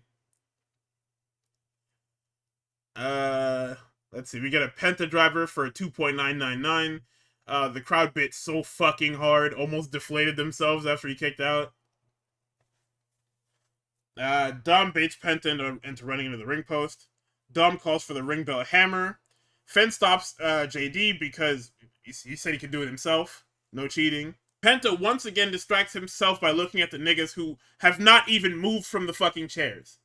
Like, literally, JD going to get the bell hammer was the first time in like 10 minutes that these niggas had moved from those seats. And they went right back to the seats afterwards. Like, don't get me wrong. I know you're not supposed to trust the Judgment Day, but these niggas haven't moved yet, bro. Like, if they're not moving, don't even worry about them. So then Penta decides he's going to dive onto Finn and JD. And then a Destroyer is reversed into a 619. The 619 is dodged, and Penta hits the Destroyer for 3. He's finally captured that Intercontinental Championship. We're almost a year late, but finally. This shit is crazy. The nigga probably should have won at WrestleMania, but whatever, man. Oh, definitely. Like, look who was in that match. It was him, it was Breaker, and it was Judgment Day Boys. The Judgment Day Boys take each other out, and you don't have to pin Breaker. It was literally ABC. But instead, we pivoted to Dominic Mysterio, which was a good choice. But at the same time, like, Dominic didn't even get to do anything. And then he lost it to John Cena for whatever reason. I mean, John needed to complete the fucking thing, that's why. But still. Yeah. You are the sacrifice button. Yeah. I said, Penta finally wins, and it comes off the back of fucking Danhausen and Finn Balor. Yippee! Alright, it's time. Roman Reigns live. Roman Reigns flogging live, yes. This nigga came out, told Indy to acknowledge him, and Punk rushes out there. Nigga, he said, acknowledge me. Cult of Personality hits immediately. Miffed. Punk gets in the ring and says, "What? Fix your face, man. What? Why are you mad? Why are you mean mugging me? Think of this not as an interruption, but me giving you what you want. I'm acknowledging Roman Reigns. I hope you're here to work, because this could have been a tweet." Roman asked if his tweet, did my tweet hurt your feelings? Seems like you got thin skin. No, man, that shit didn't hurt my feelings. I don't hold grudges and get mad at things people say about me on podcasts. Yes, tell him. Your tweet was pretty accurate. I'm tired. It's a good thing I got these bagged under my eyes still. Because for 6 weeks I gotta carry your bullshit to WrestleMania. Ooh. Is it great to be alive on a Monday night in Indianapolis or what? My goodness, bro.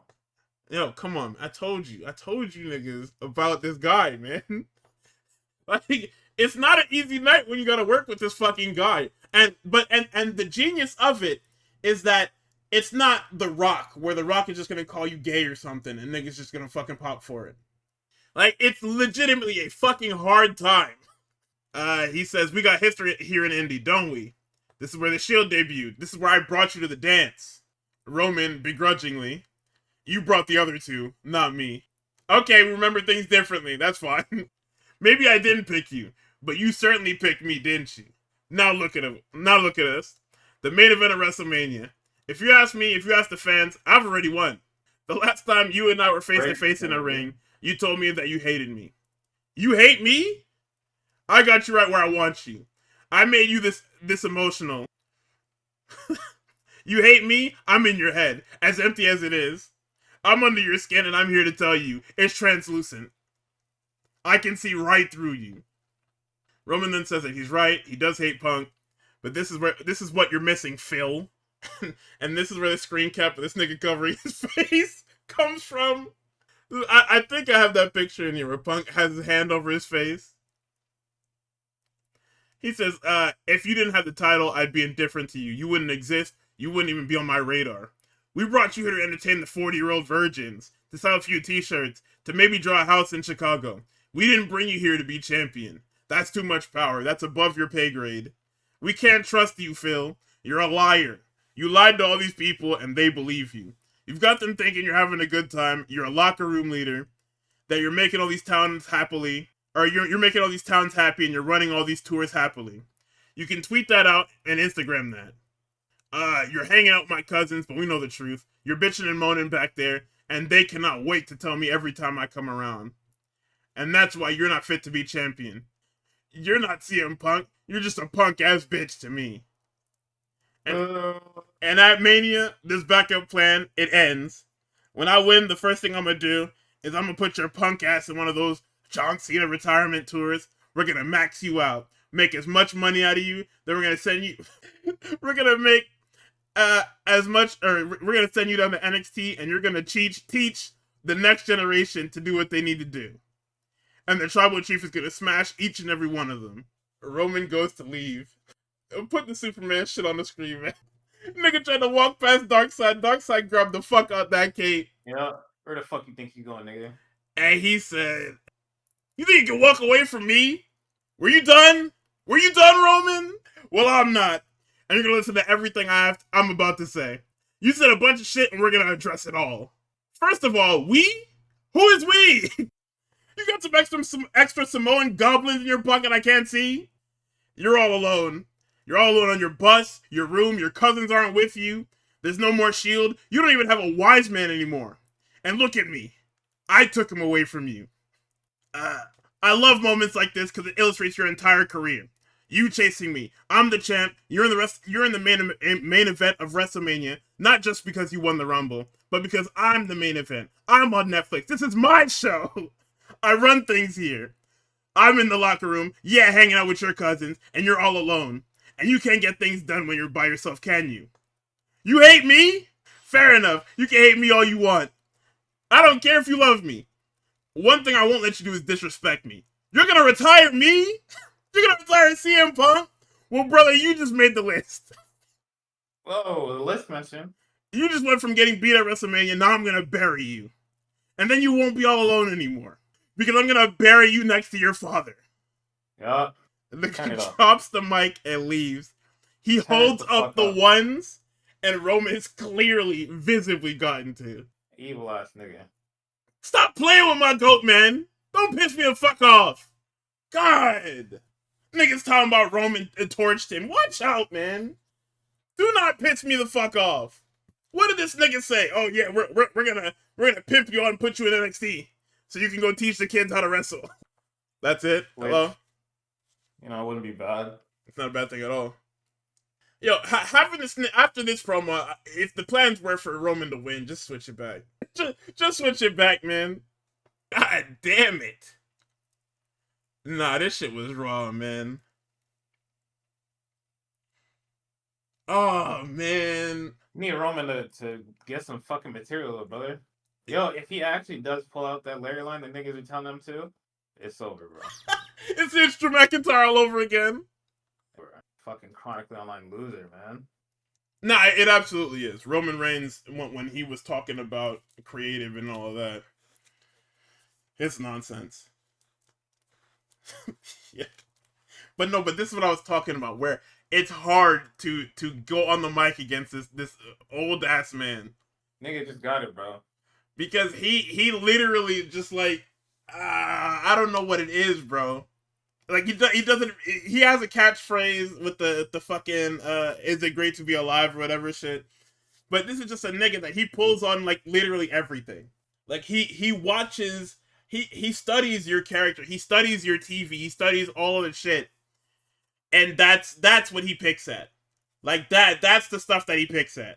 And it's, I mean, don't get me wrong, like it's super basic shit to do. But look what happens. Like he says a bunch of, like Roman said a bunch of stuff, he debunked literally fucking all of it.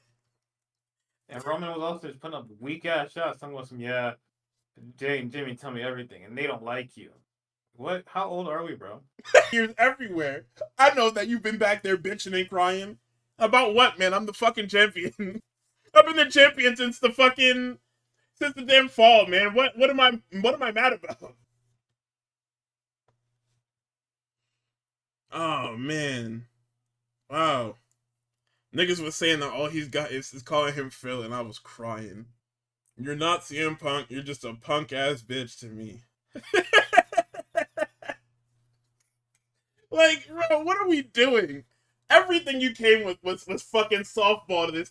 No, not even softball. It was T-ball, bro. The ball is not moving. Of course he's gonna knock this shit out of the park. Oh, man.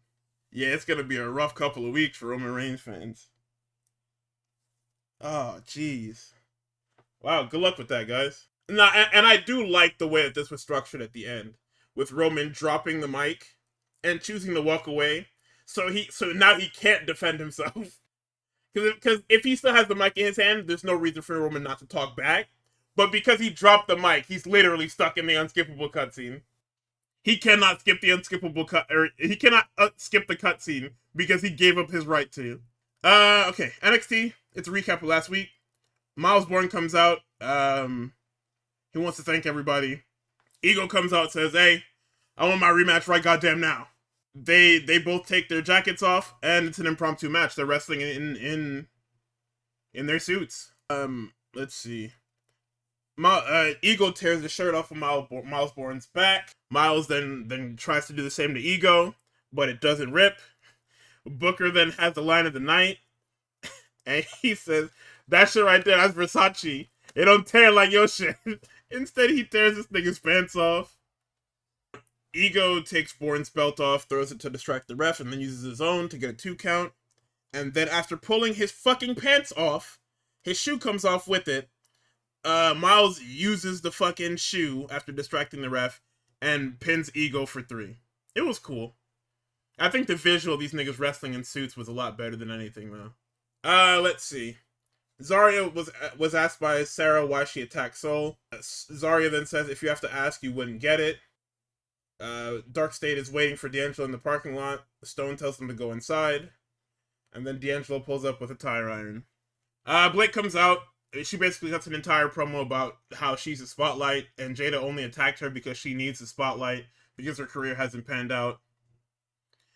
Jada then comes out and tells Blake that she's insecure and that she basically has nothing. Then they brawl, and Jada Parker gets the upper hand using Hypnotic. And then E goes with Saints in the Vanity Project, and this is where we see Ricky's fucking stupid little suit. This thing looks fucking ridiculous, man. It's actually just nonsensical. It's like a leopard print suit with the shittiest haircut ever. Let's see. This was a segment with Josh Briggs where Eli Knight is talking to Sean Legacy. LaFleur walks in, and then Legacy says he's not done with Keanu Carver. Jasper Troy walks in and says that Keanu Carver isn't scary. Let's see. Eli, LaFleur, and Legacy are like, nigga, you lost. You fucking suck, man. Josh Briggs, in the background, he's literally taking shit out of his locker. He says, they're right. You're not the best big man in NXT. You lost to them. And that will lead to a match next week. Ren Sinclair defeats Nikita Lyons with the cattle mutilation with 4 seconds to spare. Joe Hendry meets with Miles Bourne. Kalani is training with Shayna Baszler for the Underground match. Pax and Izzy come face to face, and Pax ends up getting under Izzy's skin, talking about how Izzy can't control her. Hank, Tank, and Shiloh Hill versus the Vanity Project. Everybody brawls around ringside before the bell rings. Stone tells them to get into position, and we just have a regular start as opposed to a hot start.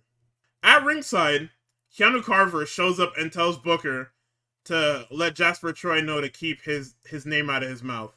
I need Keanu Carver versus Booker T. They're teasing it too much for me to not have it. We get a step-up spear by Shiloh Hill for 3. Blake comes out dressed as the woman from hell. She calls for a street fight. Jada comes out. They brawl, and then they're pulled apart by Hank and Tank because it bled out, or bled into, right? No, I guess it bled out of the 6-man tag.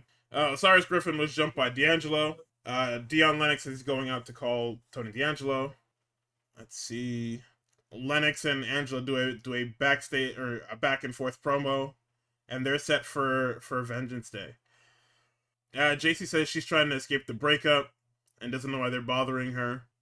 The nepotism group tries to recruit Charlie Dempsey, and then in the main event, oh no, this is fucking okay. Yeah, I stopped writing after this because the next segment. This is the main event though. Zarya and JC Jane. JC's whole plan is that she's banking on Soul popping up and basically giving her the match. The way that Zarya gave her the match last week, which is very smart. Very meta, but also very smart. So I will give her that. That's insane. But, let's see. Laney ends up pulling JC to safety as Zarya spears the steps. We get a cannonball into Zarya, a rolling encore, and then Soul comes down the ringside and attacks Laney and Fallon.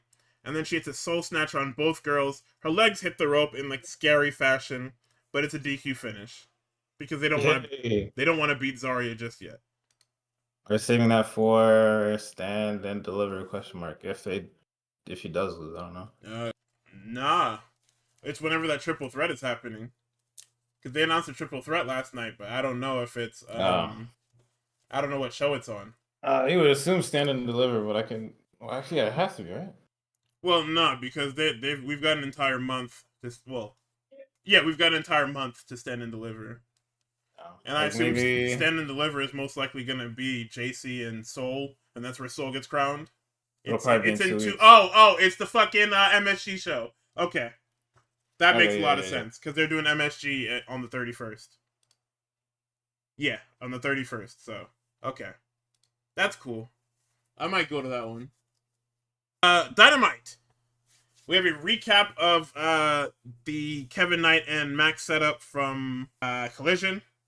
And then we lead right into it. Kevin Knight versus MJF, AEW Championship. Shivani uses the John Cena excuse for MJF, the mixed crowd reaction. They say Jet has won his last 7 of 10, including the Continental Classic. Both men are under 30. This is a good showcase. MJF starts off this match by playing into the WWE report, where they wanted Kevin Knight to basically do the basics because he does an arm drag and he arm drag he, shit, yeah. he talks about arm drag class. And the entire crux of this match is very simple. It's that Kevin Knight is good, but MJF is the champion for a fucking reason. I will find a way to keep this shit too.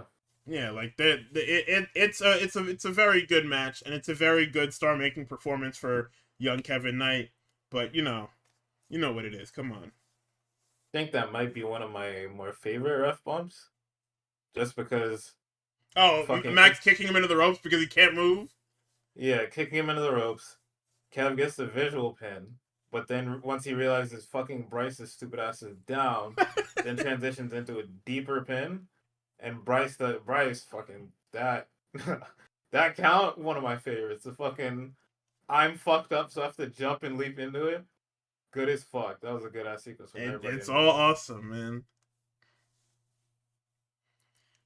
Yeah. So I mean, he goes for another UFO splash, but it's obviously dodged. We get the Heat Seeker for 3.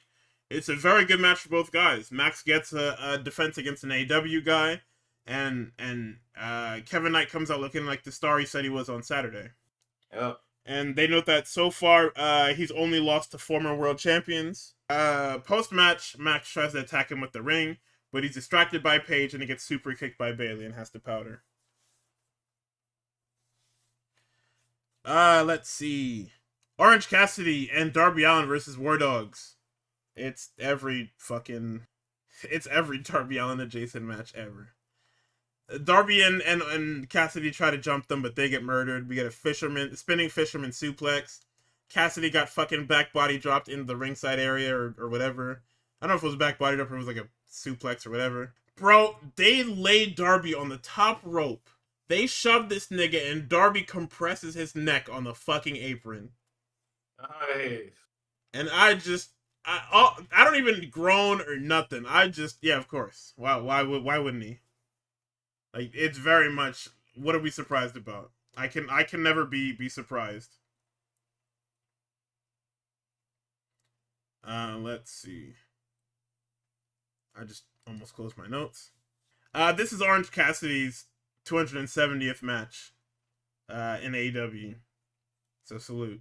We get a coffin drop on both guys outside. Clark Connors gets rolled into the ring and then gets an orange punch for 3.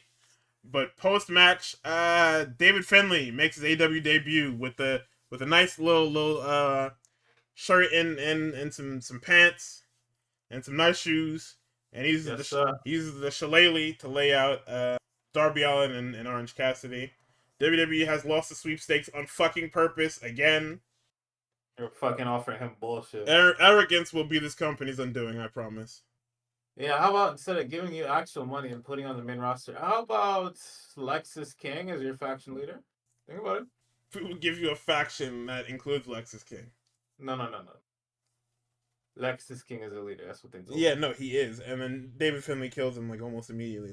That would have been the point. See. It was always going to be Finlay's faction. They were never going to give Lexis King like an actual faction. I mean, it's his faction now because of fucking whatever, but I can very much see them adding Charlie Dempsey, and Charlie Dempsey just kicks him out. Damn, they really banked on that nigga going to NXT. Yes. It was so crazy. Yes. They were banking, but that's WWE's problem, is that they keep going to these fucking high-touted free agents saying, yeah, we're WWE, so here's our offer, and you either take it or leave it. And then they're fucking surprised when people leave it. Fam, you're gonna lowball me, pay me fucking, like, I don't know how fucking WWE contracts go. You're gonna pay me like fucking 80,000 or some shit. Tony Khan gonna give me $1 million. I can take this fucking $90K a year from you niggas. Or I can go to AEW and get fucking $100,000 starting. Yeah. The fuck are you niggas talking about, man? You gonna offer me $1,000? Tony Khan's gonna give me $1 million. You niggas look stupid, man. Oh, well, they're gonna run out of money sometime. No, they're not. They're literally not. You guys are fucking stuck, man. Yes, but we have Renee with Bandito and Andrade. Bandito says this match is important to him. He grew up watching Andrade, and it's a dream come true to wrestle him. Andrade says that he heard Bandito was one of the greatest wrestlers alive. but he calls him a fan, asks if he wants to fight or if he wants a selfie.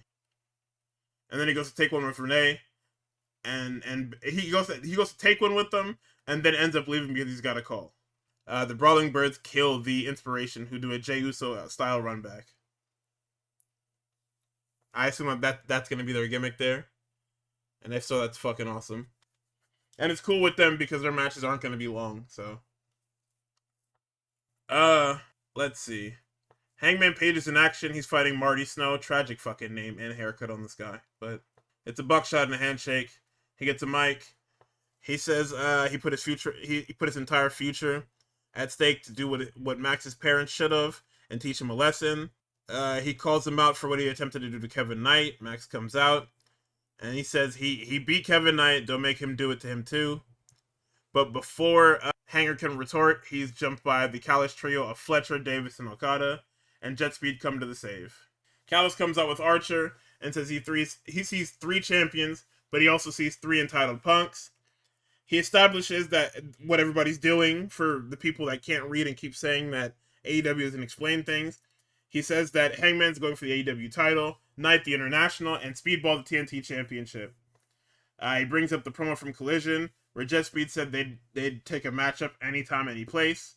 Notes that he spoke to Tony Khan, and it's Proto Okada and Mark Davis versus Jet Set Rodeo. Now, I know people tried to say it's Okada and Aussie Open. It's not. I'm sorry. Mark Davis is the third wheel. Renee with the Bucks and FTR in a conference room.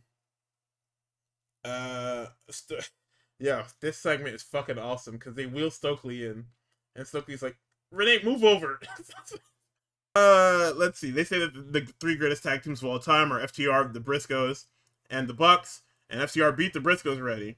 And when they beat them again, they'll be the undisputed greatest tag team of all time. The Bucks note that it's personal because they attacked their family members. Cash says, nigga, we'll do it again. Immature bastards. Fucked out. Zach says, you're so lucky we agreed to no contact. But not for him. And they punch the shit out of Cutler and leave. Yeah. Hechicero versus John Moxley, Continental Eliminator. Uber. Boy. What do I keep telling y'all about fucking Hechicero, man? Hechicero is literally lieutenant status. He comes out here, he literally gives you a run for your fucking money, and then you beat him because you have to. Renee notes that the plan for Revolution is foolproof because Moxley has given them so much data over the last couple of weeks. And then we have Moxley mocking Hechicero's taunt. Fire. And then when you think, and that I thought about it, and I said that honestly, this is smart by Callis, but I would have let Moxley take this match closer to Revolution. Then I noted that, you know, from a kayfabe perspective, Hechicero is literally perfect. Because of Hechicero's style of being a catch wrestler, he's literally going to break Moxley down. Yep. And he'll expose any and all weaknesses in Moxley's game if he has to. And he does just that. So much so that Moxley has to hit a desperation cutter onto this nigga to free himself. They bring Moxley's bad wheel up. We get a deep armbar by Moxley, reverse leg lock by Hechicero. This match was fucking, oh my goodness, bro. Literally one of my bullets is, dude, I love professional wrestling so fucking much. Hechicero uses the rolling arm clutch to pin Moxley for 2. And then he goads Hechicero into diving into the ropes. He stomps his head in. Hechicero is on his knees. He flips Moxley off and then gets a fucking knee and a Death Rider for 3. As Moxley leaves, Takeshita comes out and stares Moxley down. Moxley was leaving. He sees Takeshita out of the corner of his eye. He turns back and he holds the belt up. The chip tooth looks fucking awesome, by the way. That guy that said Moxley's a millionaire and needs to fix his tooth, fuck you. Fucking cornball. Nigga, that fucking Hechicero rolling death cradle. Awesome. Some of the most beautiful shit. But his fucking arm, too. Like, that's like, impressive, what? man. My jaw dropped. I was like, oh my goodness. Like, it's just good, bro.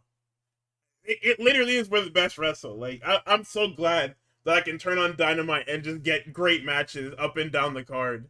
Like, AEW ends up always being a refresher because I can see what's on the other side.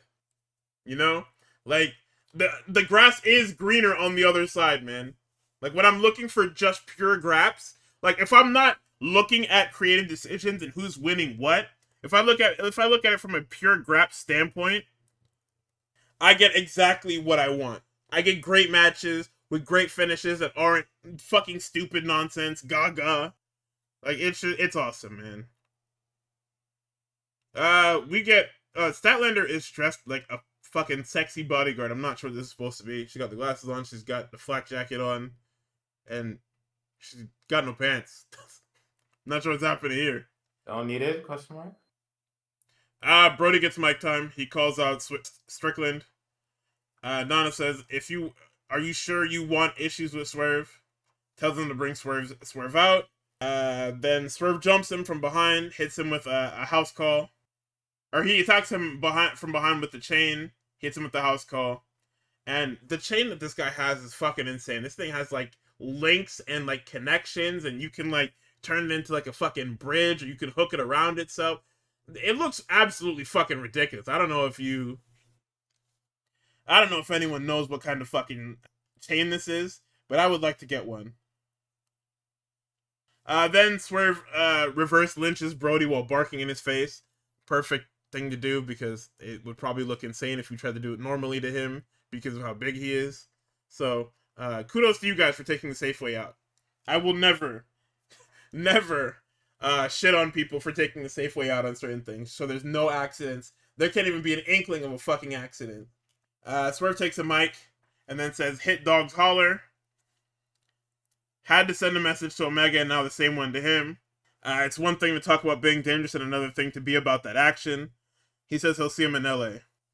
Or so, he says he'll see him in LA next week, and then he hanged a man in LA. Bandito comes for the save.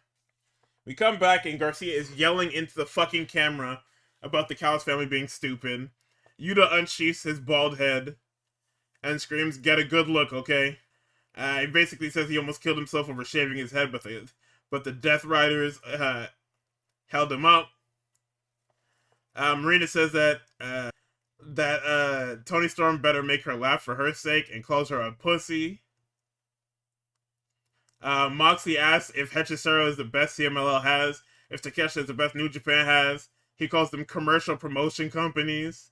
At Revolution, he and Takeshita are going to go as long and as far as they need to. They're going to see it all the way to the end. Hey, what is going on with the fucking nipple bras? What is this? Why are these popular all of a sudden? What you guys got going on? Or are y'all actually real freaks? What's going on here? Then we have in our... Oh, no, sorry. This is our co-main event. Haha. Thunder Rosa and Tekla for the AEW World Championship in our co-main event, huh? Come on. You gotta love co-main event, right? This is a snuff film. We talked about it in the chat. I talked to Prof about it. This was bad. Not bad in a sense of like the match was bad, but bad in a sense of you're telling me that Thunder Rosa is a former world champion, but Tekla has her dead to rights before the match even starts. Like from the word go, it's all Tekla. They're brawling around to silence because Tekla is literally just murdering her. Like it's very much like the opener where there's a clear-cut winner already, but like goddamn, Tekla like beats the shit out of her. She spears her and pulls her up instead of pinning her. Like Rosa hits the damn fire thunder driver, and the crowd bites on it, but she gets overzealous and then gets speared and her head stomped into the mat twice, bro. Like Thunder Rosa better disappear from my TV for another fucking 2 years or whatever the fuck it was. Because after this, I don't even want to see you anymore. This shit is crazy, man. Nah, it is crazy that all Brodito do is just cradle each other because they just get killed like a bunch of assholes. So, we get, because, it's a co-main event, so, we're supposed to go from match to match. No, we have a Ricochet and Jack Perry video package. Big Tom says he wants Fletcher. He knows he can beat Fletcher. He'll do whatever he needs to get the title back. Renee asks about his relationship with Mark Briscoe. FTR come out. Dax and Cash give him a hug.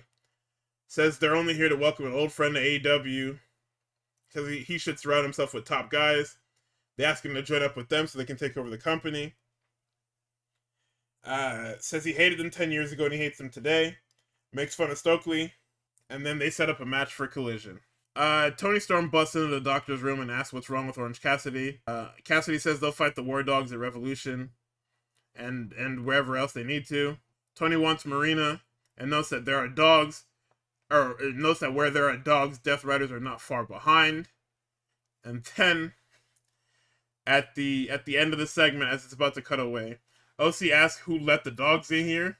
Or no, sorry, he said who let them in here, and I just assumed that he was talking about War Dogs. Then in the main event, we have the Callis family and Jet Set Rodeo. It's Mark Davis out with Fletcher, and then Okada gets his own entrance. The guys are brawling around ringside, and then I noted that Kevin Knight had to wrestle 3 times tonight. Yeah, he did. Actually, no, Collision was live yesterday, wasn't it? I'm pretty sure it was live. Oh, you might be right. But I was thinking about, because I guess it was before I saw the live thing. I was assuming that he would be wrestling 3 times that night, which is wrestling 2 times in a night is fucking madman behavior, by the way. Like so he put his ass up first. I will always give props to niggas who can do that shit, because that is like true madman shit.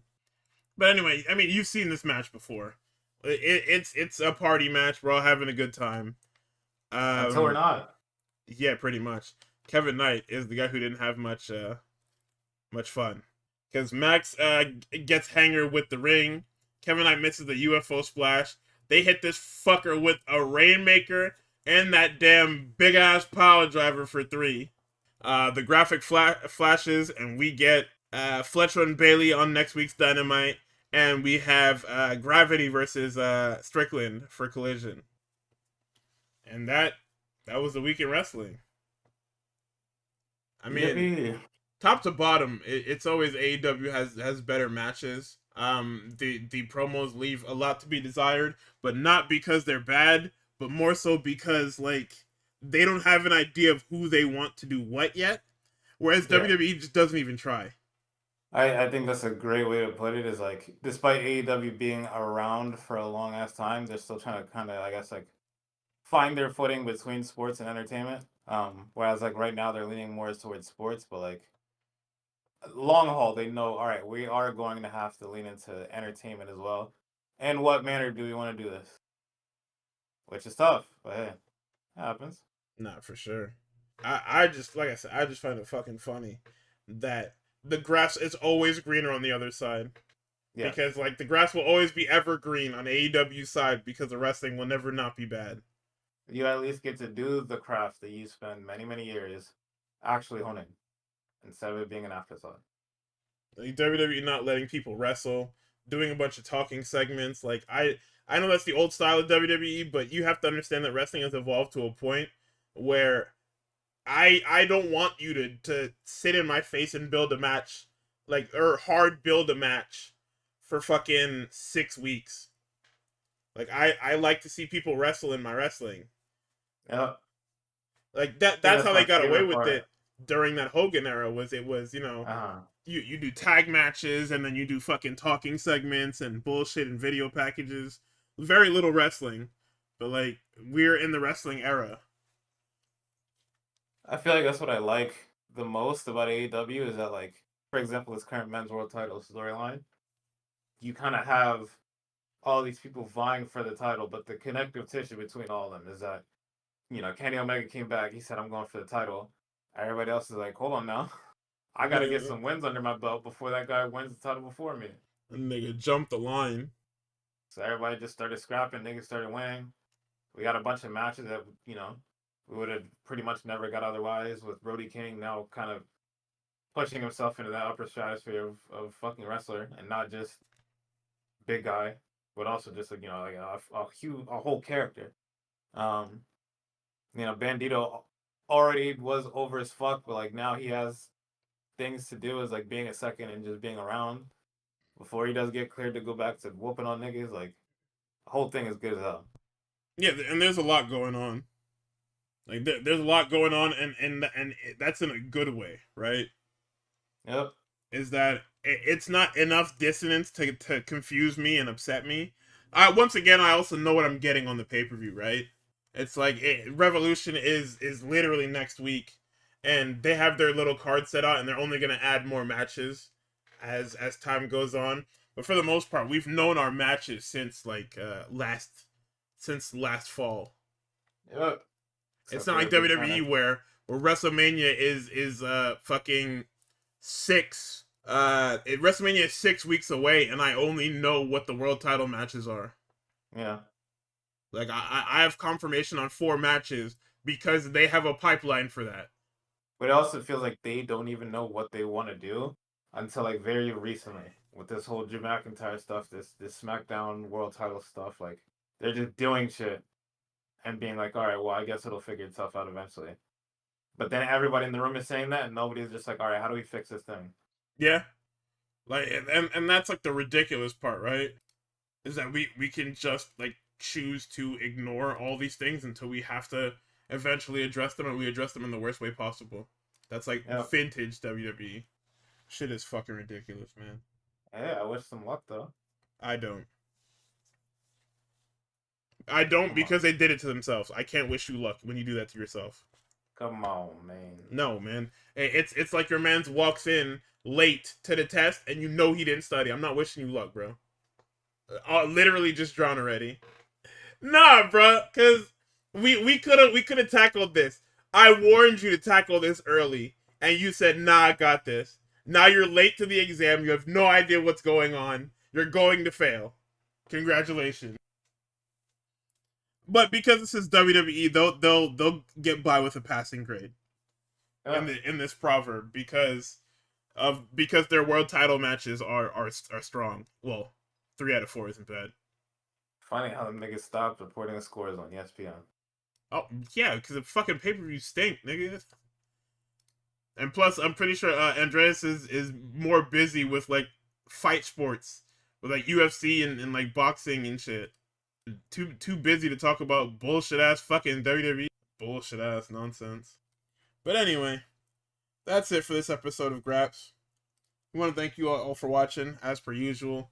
As you know, share the show, hit all the like buttons, and all that other good nonsense. And we will see you this Thursday. Y'all have a good night, and Godspeed. Bye, team.